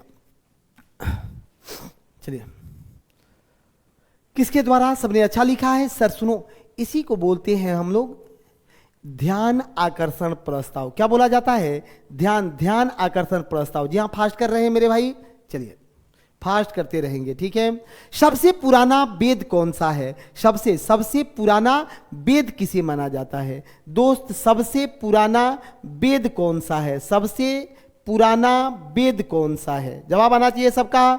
सबसे पुराना वेद कौन सा है? सबसे पुराना वेद कौन सा है? सबसे पुराना वेद कौन सा है? सबसे पुराना वेद ऋग्वेद है। इस ऋग्वेद में कितना मंडल? 10 मंडल। ऋग्वेद में 10 मंडल, 228 सूक्त और 10,462 श्लोक है। 10,462 श्लोक है। 10,462 श्लोक है। बुमचुक किस भारतीय राज्य में मनाया जाने वाला एक अनूठा सांस्कृतिक त्योहार है? बुमचू कहाँ मनाया जाने वाला एक अनूठा सांस्कृतिक त्योहार है? बुमचू को कहाँ मनाते हैं सर? बुमचू को कहाँ सर? बुमचू को सिक्किम में मनाया जाता है। बुमचू को सिक्किम में मनाया जाता है। सिक्किम में मनाया जाता है। बुमचू को सिक्किम में मनाया जाता है। सिक्किम की राजधानी गंगटोक में मनाया जाने वाला है बुमचू। ढकेंका निम्नलिखित भारतीय राज्यों में से किस एक राज्य का प्रसिद्ध वाद्य यंत्र है? किस एक राज्य का प्रसिद्ध वाद्य यंत्र है मेरे भाई? किस एक का प्रसिद्ध वाद्य यंत्र है? यहां देखो, ढकेना ऐसे लिखो। किस राज्य का प्रसिद्ध वाद्य यंत्र है? सर इसे ओडिशा में।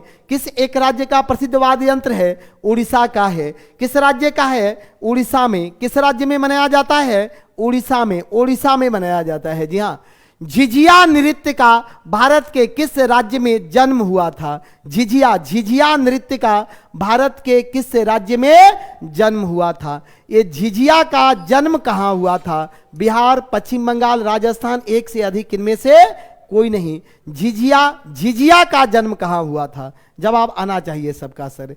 झिझिया का जन्म कहाँ हुआ था साथियों?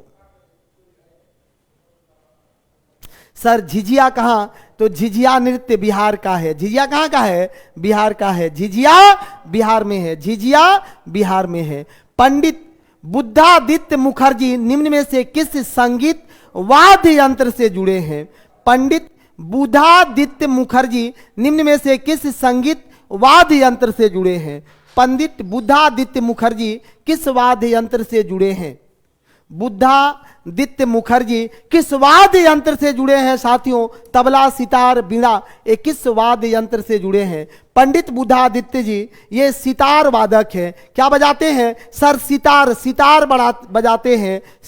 बजाते हैं। पन्ना राष्ट्रीय उद्यान किस राज्य में स्थित है? पन्ना टाइगर रिजर्व भी है सर। पन्ना राष्ट्रीय उद्यान या पन्ना टाइगर रिजर्व भी है, किस राज्य में स्थित है? राजस्थान, महाराष्ट्र, गुजरात, एक से अधिक इनमें से कोई नहीं। ये पन्ना किस राज्य में है दोस्त? पन्ना किस राज्य में अवस्थित है? पन्ना मध्य प्रदेश में है। कौन सा राज्य में है? मध्य प्रदेश में है। पन्ना किस राज्य का राष्ट्रीय उद्यान है? मध्य प्रदेश का राष्ट्रीय उद्यान पन्ना है। भीमबेटका पाषाण आश्रय कहाँ अवस्थित है? यह भीमबेटका कहाँ स्थित है?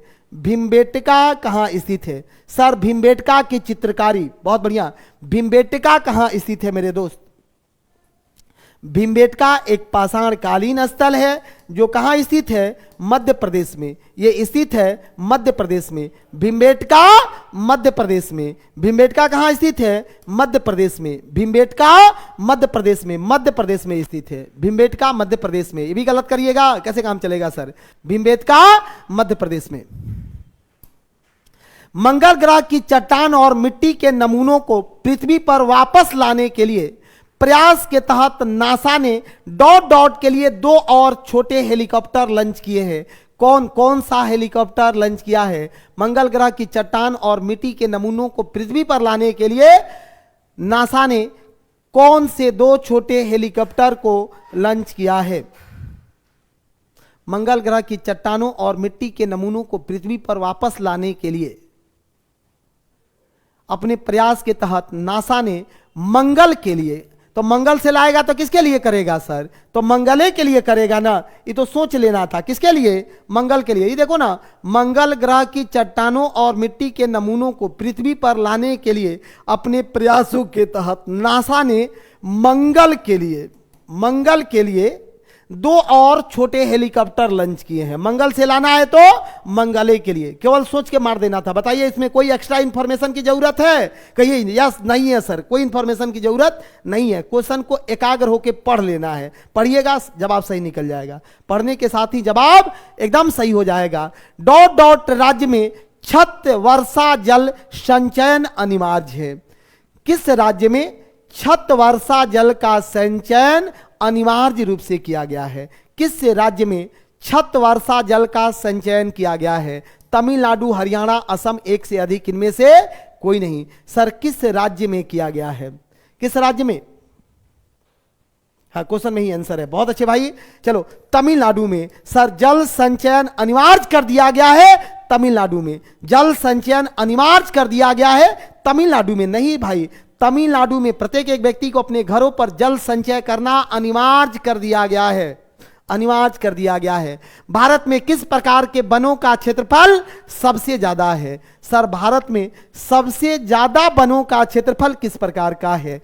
भूमध्य रेखीय, सदाबहार, उष्णकटिबंधीय, पर्णपाती, सवाना और रेगिस्तानी, एक से अधिक इसमें से कोई नहीं। एक से अधिक इनमें से कोई नहीं। भारत में किस प्रकार के वनों का क्षेत्रफल सबसे अधिक है? इसमें उष्णकटिबंधीय पर्णपाती वन, उष्णकटिबंधीय पर्णपाती वन, जिसे मॉनसूनी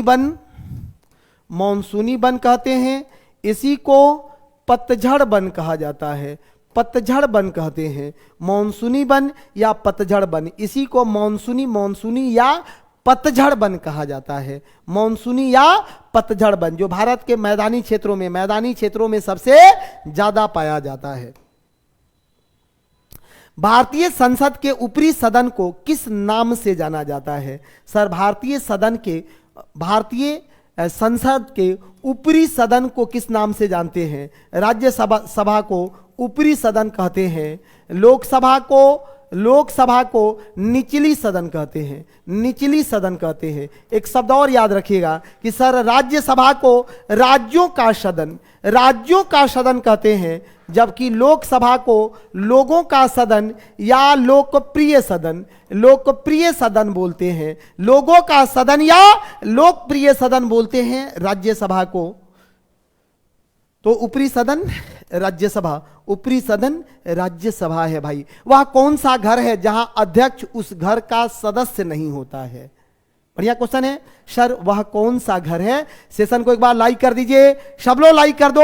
अगर हर एक व्यक्ति लाइक कर दोगे तभी 1000 लाइक पहुंच जाएगा। ठीक है, लगातार कंटिन्यू रात भर की हमारी कार्य योजना इसी जज्बे से चलता रहेगा। ठीक है, बहुत अच्छे। वह कौन सा घर है जहां अध्यक्ष उस घर का सदस्य नहीं होता है? लोकसभा, विधान परिषद, राज्यसभा, एक से अधिक इनमें से कोई नहीं। एक से अधिक इनमें से कोई नहीं। आसान क्वेश्चन है, एक से अधिक इनमें से कोई नहीं। जवाब सबका आना चाहिए सर। देखो राज्यसभा का जो अध्यक्ष होता है सर, तो राज्यसभा का अध्यक्ष कौन होता है? सभापति कौन होता है? सर इसका सभापति उपराष्ट्रपति होता है, उपराष्ट्रपति होता है। और ये उपराष्ट्रपति राज्यसभा का सदस्य नहीं होता है। लोकसभा के लिए प्रथम मध्यावधि चुनाव किसमें आयोजित किया गया था? लोकसभा के लिए प्रथम मध्यावधि चुनाव किसमें आयोजित किया गया था? 1971, 1975, 1976, एक से अधिक इनमें से कोई नहीं। कब किया गया था? पहला मध्यावधि चुनाव कब कराया गया था? क्या कह रहे हैं मंत्री परिषद वाला? सुनिए, वह कौन सा घर है जहां अध्यक्ष उस घर का सदस्य नहीं होता है? और ये जो विधान परिषद होता है, निश्चित रूप से सर विधान परिषद ये राज्यों में होता है, सब राज्य में नहीं है। और विधान परिषद के अध्यक्ष होते हैं। ठीक है, चलिए। लोकसभा के लिए प्रथम मध्यावधि चुनाव किसमें आयोजित किए जाते हैं साथियों? किसमें आयोजित किए जाते हैं? कंटिन्यू रहना है। सर लोकसभा का मध्यावधि चुनाव कब आयोजित किया जाता है? पहली बार कब आयोजित किया गया था? 1971 में, 1971 में। बहुत बढ़िया, 1971 में पहली मध्यावधि चुनाव कराई गई थी, 71 में। भारत सरकार का वित्त विधेयक प्रस्तुत किया गया। भारत सरकार का वित्त विधेयक प्रस्तुत किया गया है, किसके द्वारा प्रस्तुत किया जाता है सर? भारत में क्या? बहुत बढ़िया, चलिए जवाब सबका आना चाहिए, ऐसे तेज रहें। ठीक है, भारत सरकार द्वारा वित्त विधेयक प्रस्तुत किया जाता है, किसके द्वारा? तो सर भारत में वित्त विधेयक जो है ये प्रस्तुत किया गया है निचला सदन, मिडिल सदन, ऊपरी सदन, एक से अधिक इनमें से कोई नहीं। वित्त विधेयक प्रस्तुत किया गया है, किसके द्वारा वित्त विधेयक को प्रस्तुत करते हैं? वित्त विधेयक को किसके द्वारा प्रस्तुत किया जाता है? जवाब सबका आना चाहिए। सुनो, अगर यहीं पर शब्द लिखा रहता ना धन विधेयक, यहीं पर शब्द लिखा रहता धन विधेयक, तो ये धन विधेयक दोनों सदनों में हो जाता। धन विधेयक केवल लोकसभा में होता, केवल लोकसभा में होता, लेकिन लिखा क्या है? वित्त विधेयक। तो वित्त विधेयक तो ऊपरी सदन में या निचली सदन में कहीं भी ला सकते हो, ऊपरी या निचली में कहीं भी ला सकते हो, इसको दोनों में ला सकते हो। ठीक है, ठीक है, आगे बढ़िए। लोकसभा के अध्यक्ष के रूप में नामित किया गया, लोकसभा के अध्यक्ष के रूप में किसे नामित किया गया है? किसे नामित किया गया है? किसे नामित किया गया है? मत बोलो आज सीए पर बात नहीं करेंगे मेरे भाई। बहुत बढ़िया, लोकसभा के अध्यक्ष के रूप में किसे नामित किया गया है? वक्ता को, लोकसभा के अध्यक्ष को, उपराष्ट्रपति को, एक से अधिक इनमें से कोई नहीं, एक से अधिक इनमें से कोई नहीं।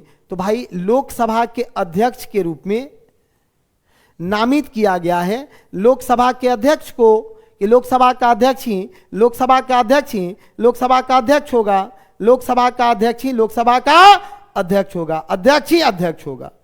ठीक है, किन राज्यों में लोकसभा का केवल एक सदस्य है?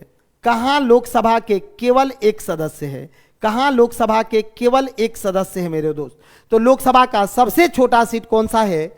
सबसे कम जनसंख्या वाला राज्य कौन सा है? सिक्किम में। कहां है? सिक्किम में। तो सिक्किम में कितने?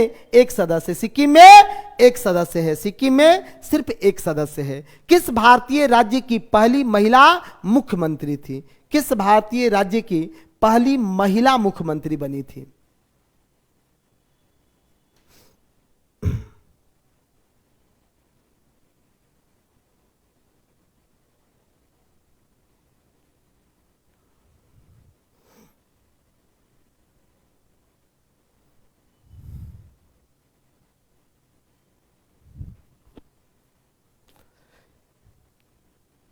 बहुत बढ़िया, किस राज्य की थी सर? उत्तर प्रदेश की। उत्तर प्रदेश की। किस भारतीय राज्य की पहली महिला मुख्यमंत्री थी? उत्तर प्रदेश की। उत्तर प्रदेश की थी। जम्मू कश्मीर के राज्यपाल की नियुक्ति कौन करता है? जम्मू कश्मीर के राज्यपाल की नियुक्ति किसके द्वारा किया जाता है भाई? जम्मू कश्मीर के राज्यपाल की नियुक्ति, सर राज्यपाल कहीं हो, राज्यपाल की नियुक्ति किसके द्वारा? भारत के राष्ट्रपति के द्वारा। राज्यपाल की नियुक्ति कौन करता है? भारत का राष्ट्रपति के द्वारा। भारत का राष्ट्रपति के द्वारा। भारत में कहीं भी किसी भी मामले को स्थानांतरित करने का अधिकार किसे है? भारत में कहीं भी किसी भी मामले को स्थानांतरित करने का अधिकार किसमें निहित है साथियों? स्थानांतरित करने का अधिकार किसमें निहित है? बहुत अच्छे सर, भारत में कहीं भी किसी भी मामले को स्थानांतरित करने का अधिकार सुप्रीम कोर्ट में, सुप्रीम कोर्ट में निहित है। सुप्रीम कोर्ट कहीं भी स्थानांतरित कर सकता है, कहीं भी स्थानांतरित कर सकता है। भारत में किसी भी मामले को स्थानांतरित करने का अधिकार सुप्रीम कोर्ट में निहित है। भारत की आकस्मिक निधि किसके द्वारा संचालित होती है? भारत के आकस्मिक निधि किसके द्वारा संचालित की जाती है? संचालित किसके द्वारा की जाती है?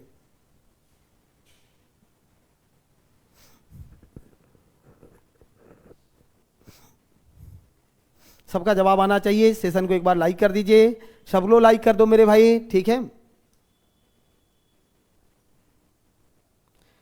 मैं 1 मिनट आप लोगों का समय लूंगा मेरे भाई, ठीक है। 1 मिनट आप लोगों का समय लूंगा।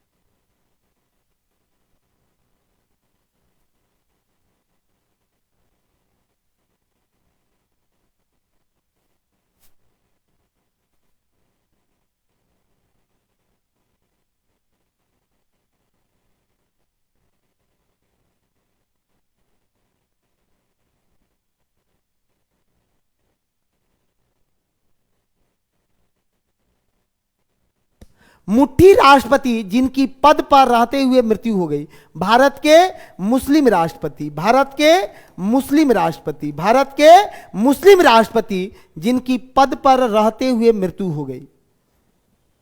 भारत के मुस्लिम राष्ट्रपति जिनकी पद पर रहते हुए मृत्यु हो गई थी। किनकी मृत्यु हुई थी? जाकिर हुसैन, राजेंद्र प्रसाद, जवाहरलाल नेहरू, एक से अधिक, इनमें से कोई नहीं। किनकी मृत्यु हुई थी मेरे दोस्त? किनकी मृत्यु हुई थी?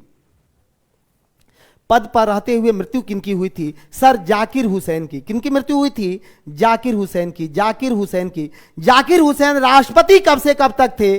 तो ये जाकिर हुसैन राष्ट्रपति थे 1967 से 1969 तक, 1969 तक, 1967 से 1969 तक। राजेंद्र प्रसाद 2 बार राष्ट्रपति बने हैं, 1952 से 1957, और एक है 1957 से 1963 तक, 1963 तक, 1963 तक ये राष्ट्रपति रहे हैं। भारत का पहला ब्रिटिश वायसराय कौन था? सर भारत का पहला ब्रिटिश वायसराय कौन था?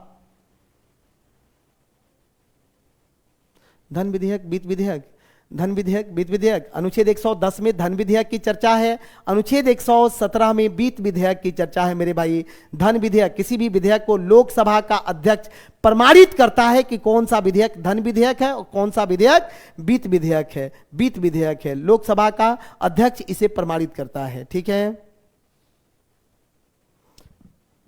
राज्य का पूछेगा तो राज्यपाल, राज्य का पूछेगा आनंद जी तो राज्यपाल। देख लो क्वेश्चन को एक बार। राज्य का पूछेगा तो राज्यपाल। राज्य की आकस्मिक निधि तो राज्यपाल के अधीन, ये राज्यपाल के अधीन होगा। राज्य की आकस्मिक नीति राज्यपाल के अधीन होगा, राज्यपाल के अधीन होगा। राज्य की आकस्मिक निधि राज्यपाल के अधीन होता है, राज्यपाल के अधीन होता है, ठीक है। चलो आगे बढ़ते रहना है। भारत का पहला ब्रिटिश वायसराय कौन था? भारत का पहला ब्रिटिश वायसराय कौन था? सर भारत का पहला ब्रिटिश वायसराय कौन था? जवाब आना चाहिए सबका। भारत का पहला ब्रिटिश वायसराय कौन था मेरे दोस्त? जी हाँ, बहुत बढ़िया। भारत का पहला ब्रिटिश वायसराय कौन था साथियों? भारत का पहला ब्रिटिश वायसराय कौन था? बहुत बढ़िया। भारत का पहला ब्रिटिश वायसराय कौन था? जवाब सबका आना चाहिए ना। भारत का पहला ब्रिटिश वायसराय कौन था?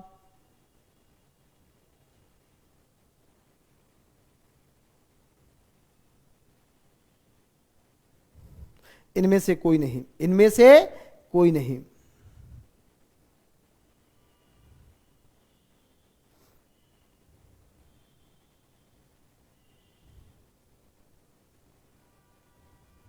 चलिए अब देखो, ये लॉर्ड कारगिन, इरविन और तोप, ये गूगल ट्रांसलेट से जो है ये थोड़ा सा चेंजेज हो गए हैं ऑप्शन, इसके चेंजेज ऑप्शन आ गए हैं।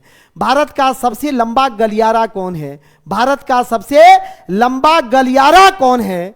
रामेश्वरम मंदिर कॉरिडोर, मीनाक्षी मंदिर, कन्याकुमारी मंदिर, एक से अधिक, इनमें से कोई नहीं। कौन है मेरे भाई भारत का सबसे लंबा गलियारा? कौन है भारत का सबसे लंबा गलियारा? है रामेश्वरम मंदिर कॉरिडोर, रामेश्वरम मंदिर कॉरिडोर, रामेश्वरम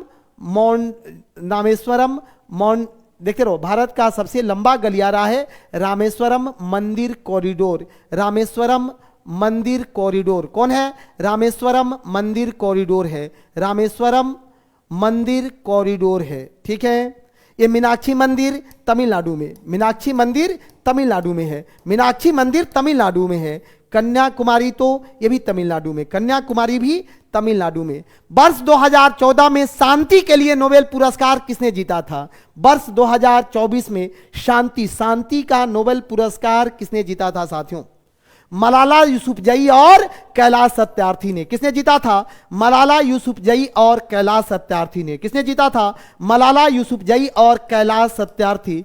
ये जो है बचपन बचाओ अभियान चलाते हैं, बचपन बचाओ अभियान, बचपन बचाओ अभियान, बचपन बचाओ अभियान से जुड़े हैं, बचपन बचाओ अभियान से जुड़े हैं। ठीक है, बचपन बचाओ अभियान से।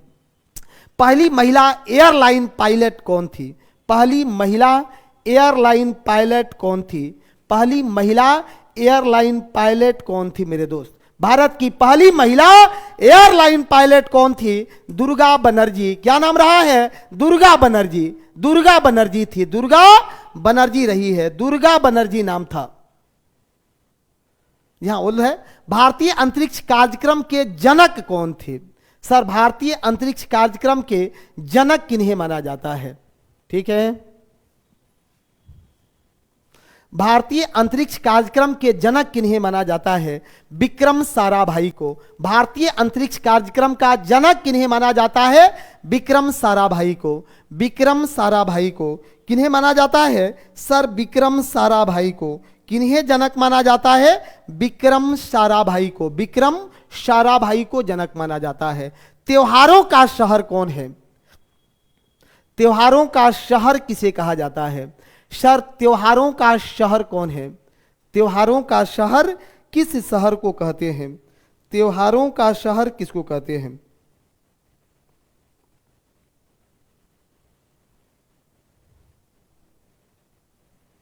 त्योहारों का शहर किसे कहा जाता है मेरे भाई? मदुरई को, तमिलनाडु में एक शहर है, कौन सा? मदुरई। मदुरई को कहा जाता है त्योहारों का शहर, मदुरई को। जी नहीं, पिंक सिटी जयपुर को, आध्यात्मिक नगरी बनारसी है, आध्यात्मिक नगरी बनारसी है, आध्यात्मिक नगरी बनारसी है। बहुत बढ़िया। कीटों के अध्ययन को निम्न के रूप में जाना जाता है। कीटों के अध्ययन को किस रूप में जाना जाता है? सर कीटों के अध्ययन को किस रूप में जाना जाता है? एंटोमोलॉजी। किस रूप में जाना जाता है? एंटोमोलॉजी के, एंटोमोलॉजी के, एंटोमोलॉजी के। किस रूप में? एंटोमोलॉजी के, एंटोमोलॉजी कहा जाता है। कीटों के अध्ययन को एंटोमोलॉजी कहा जाता है। यंत्र का उपयोग उष्मा को मापने के लिए किया जाता है। किस यंत्र का उपयोग उष्मा मापने में किया जाता है? उष्मा मापने में किसका उपयोग करते हैं भाई? कैलोमीटर का। ये वायुदाब मापने में बैरोमीटर का। दूध की शुद्धता, ये दुग्ध की शुद्धता मापने में, दुग्ध की शुद्धता मापने में लेक्टोमीटर का, दूध की शुद्धता मापने में लेक्टोमीटर का। नदी कृष्णा से उत्पन्न हुई है। नदी कृष्णा से उत्पन्न हुई है। क्या उत्पन्न हुआ है मेरे भाई? नदी कृष्णा से उत्पन्न हुआ है। क्या उत्पन्न हुआ है? जवाब सबका आना चाहिए। बहुत बढ़िया। सेशन को और तेज सर्कुलेट कराना है। नदी कृष्णा से उत्पन्न हुआ है। नदी कृष्णा कहां से उत्पन्न हुई है? सर पश्चिमी घाट में, पश्चिमी घाट में। कहां से? पश्चिमी घाट में। पश्चिमी घाट भारत में सबसे ज्यादा बायोडाइवर्सिटी वाला क्षेत्र पश्चिमी घाट से, पश्चिमी घाट से उद्गम हुआ है। बौद्ध धर्म के संस्थापक बुद्ध का मूल नाम क्या था?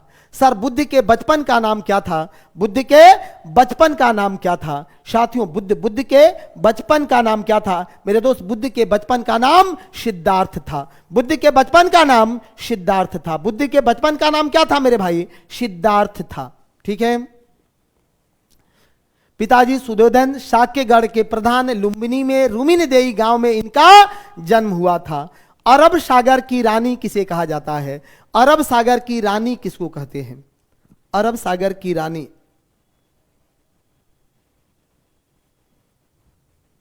सर कोचीन को। अरब सागर की रानी किसको कहते हैं? कोचीन को। कोचीन को अरब सागर की रानी, कोचीन को। अरब सागर की रानी कोचीन को। ठीक है। भारत का सिलिकॉन शहर कौन है?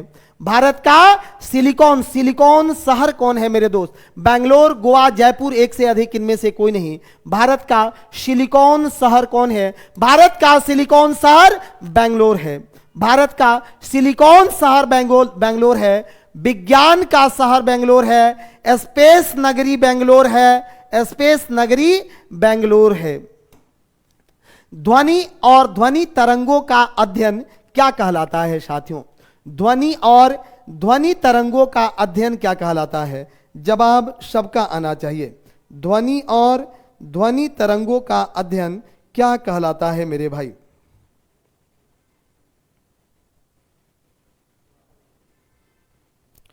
ध्वनि और ध्वनि तरंगों का अध्ययन क्या कहलाता है?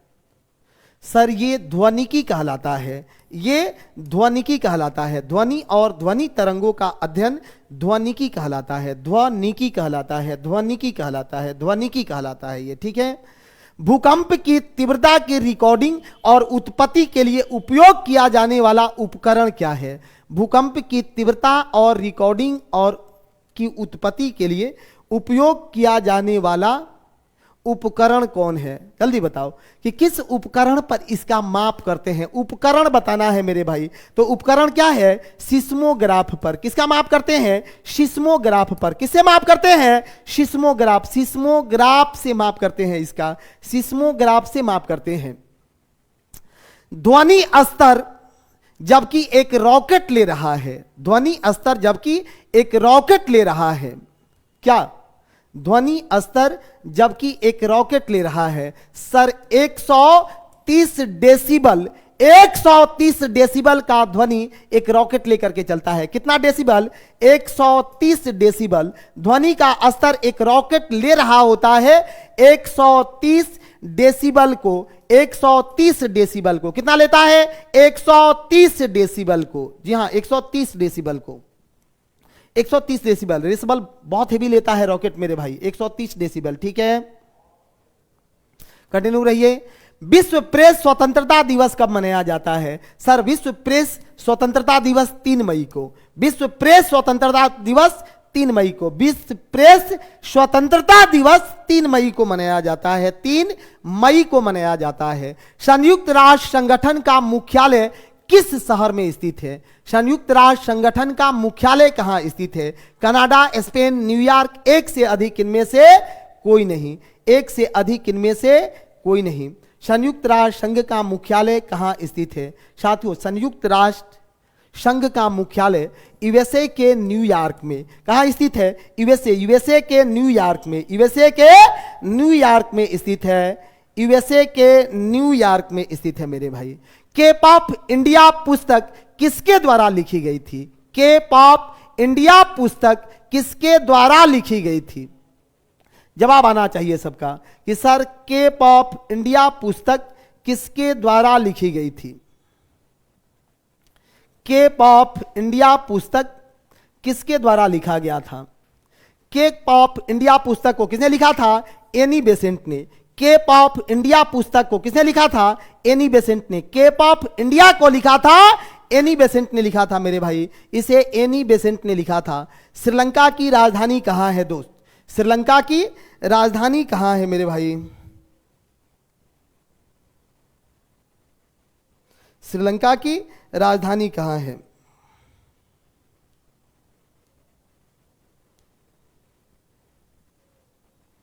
श्रीलंका की राजधानी कहां है? बहुत बढ़िया सर, श्रीलंका की राजधानी कोलंबो है। कोलंबो है। गान है नमो नमो श्रीलंका।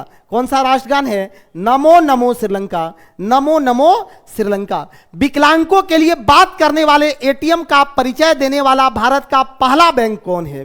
विकलांगों के लिए बात करने वाला एटीएम का परिचय देने वाला भारत का पहला बैंक कौन सा है सर? तो ये यूनियन बैंक ऑफ इंडिया है। भारत का पहला बैंक कौन सा है? यूनियन बैंक ऑफ इंडिया है। यूनियन बैंक ऑफ इंडिया है। प्रथम ग्रामीण बैंक नाम का पहला क्षेत्रीय ग्रामीण बैंक किसके द्वारा शुरू किया गया? किसके द्वारा शुरू किया गया था? किसके द्वारा शुरू किया गया था सर? प्रथम ग्रामीण बैंक नाम का पहला क्षेत्रीय ग्रामीण बैंक किसके द्वारा शुरू किया गया था? जवाब सबका आना चाहिए। यह सिंडिकेट बैंक द्वारा शुरू किया गया था। किसके द्वारा शुरू किया गया था? सिंडिकेट बैंक द्वारा शुरू किया गया था। सिंडिकेट बैंक द्वारा शुरू किया गया था। किसने शुरू किया था? सिंडिकेट बैंक ने शुरू किया था। सिंडिकेट बैंक ने शुरू किया था।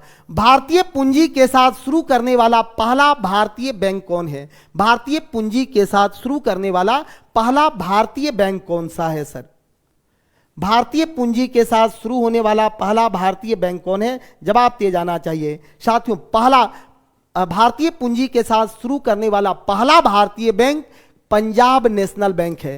पहला भारतीय बैंक पंजाब नेशनल बैंक है। पंजाब नेशनल बैंक है। भारत में पहला बैंक न्यूयॉर्क स्टॉक एक्सचेंज में सूचीबद्ध है। कौन सा बैंक न्यूयॉर्क स्टॉक एक्सचेंज में सूचीबद्ध है? कौन सा बैंक न्यूयॉर्क स्टॉक एक्सचेंज में सूचीबद्ध है? कौन सा बैंक सूचीबद्ध है मेरे दोस्त स्टॉक एक्सचेंज में? आईसीआईसीआई। कौन सा बैंक सूचीबद्ध है? आईसीआईसीआई बैंक सूचीबद्ध है। आईसीआईसीआई बैंक सूचीबद्ध है। आईसीआईसीआई बैंक सूचीबद्ध है। भारत का पहला संयुक्त स्टॉक बैंक कौन सा है? जवाब सबका आना चाहिए सर। भारत का पहला संयुक्त स्टॉक बैंक कौन सा है? भारत का पहला संयुक्त स्टॉक बैंक कौन सा है? इलाहाबाद बैंक है। भारत का पहला संयुक्त स्टॉक बैंक इलाहाबाद बैंक है। संयुक्त स्टॉक बैंक कौन सा? इलाहाबाद बैंक है। इलाहाबाद बैंक है। ठीक है। जिन देशों के पास मुद्रा के रूप में रुपया है, किन किन देशों के पास मुद्रा के रूप में रुपया है? मुद्रा के रूप में रुपया है। किन किन देशों के पास मुद्रा के रूप में रुपया है मेरे भाई? किन किन देशों के पास मुद्रा के रूप में रुपया है?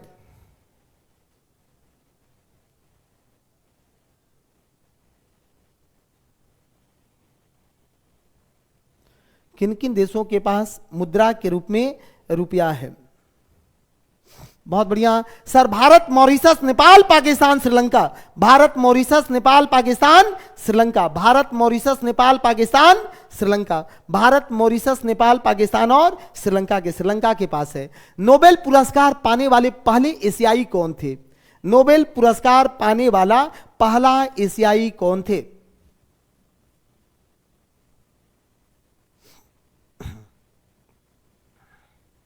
नोबेल पुरस्कार पाने वाला पहला एशियाई कौन था? रविंद्रनाथ टैगोर। रविंद्रनाथ टैगोर पहला एशियाई व्यक्ति कौन है? रविंद्रनाथ टैगोर है। पहला एशियाई व्यक्ति कौन है? रविंद्रनाथ टैगोर है। उन्हें कब दिया गया? 1913 में। कब दिया गया है? 1913 में।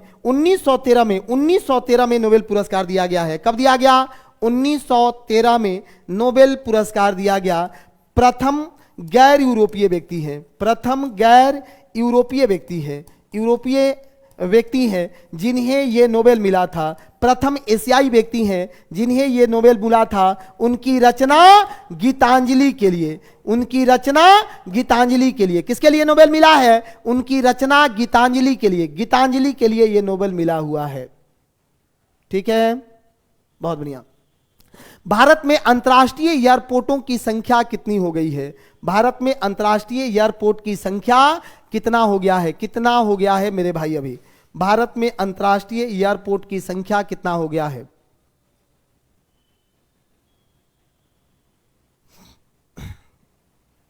कितना हो गया है? बहुत बढ़िया सर, भारत में अंतर्राष्ट्रीय एयरपोर्ट की संख्या 21 हो गई है, 21 हो गई है। एएफपी समाचार एजेंसी किस देश की है? ये एएफपी समाचार एजेंसी किस देश की रही है? किस देश की एजेंसी है? किस देश की एजेंसी है?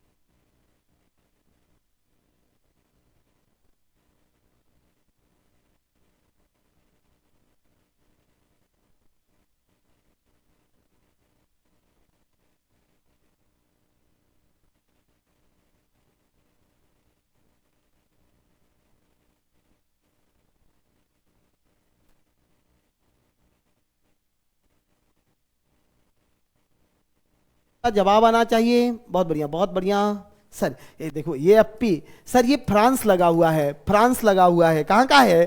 फ्रांस का है। किस देश का है? फ्रांस का है। एएफपी कहां का है? फ्रांस का है। एएफपी फ्रांस का है। निम्न में से किस वर्ष में सिकंदर ने भारत पर आक्रमण किया था? सर सिकंदर का भारत पर आक्रमण कब हुआ था? सिकंदर ने भारत पर आक्रमण कब किया था मेरे दोस्त? सिकंदर का भारत पर आक्रमण कब हुआ था? सर सिकंदर ने भारत पर आक्रमण कब किया था? 326 ईस्वी पूर्व में सिकंदर ने भारत पर आक्रमण किया था। 326 ईस्वी पूर्व में आक्रमण किया था। 326 ईस्वी पूर्व में आक्रमण किया था। 326 ईस्वी पूर्व में आक्रमण किया था। खैबर दर्रा कहां है मेरे भाई? खैबर दर्रा कहां है? तो ये खैबर दर्रा अफगानिस्तान में है, अफगानिस्तान में है। खैबर दर्रा अफगानिस्तान में है। खैबर दर्रा कहां है? अफगानिस्तान में है। खैबर दर्रा अफगानिस्तान में है। खैबर दर्रा अफगानिस्तान में है। संयुक्त राष्ट्र का पहला महासचिव कौन था? सर संयुक्त राष्ट्र का पहला महासचिव कौन था? संयुक्त राष्ट्र का पहला महासचिव ट्राइबलेट था। नाम क्या था उसका? ट्राइबलेट था। संयुक्त राष्ट्र का पहला महासचिव ट्राइबलेट था। ट्राइबलेट था। ट्राइबलेट था। ट्राइबलेट था मेरे भाई। साथियों आज थोड़ा सा तबीयत ठीक नहीं लग रहा है। कल दिन में सेशन को कंटिन्यू करते हैं। कल दिन में सेशन को कंटिन्यू करते हैं। आप लोग भी थोड़ा सा आज रेस्ट कर लो। कल दिन में सेशन को कंटिन्यू करते हैं मेरे दोस्त, ठीक है? ठीक रहेगा कि 50-60 और पढ़ा दें? कल दिन में सेशन को कंटिन्यू करते हैं। Thank you. जय हिंद।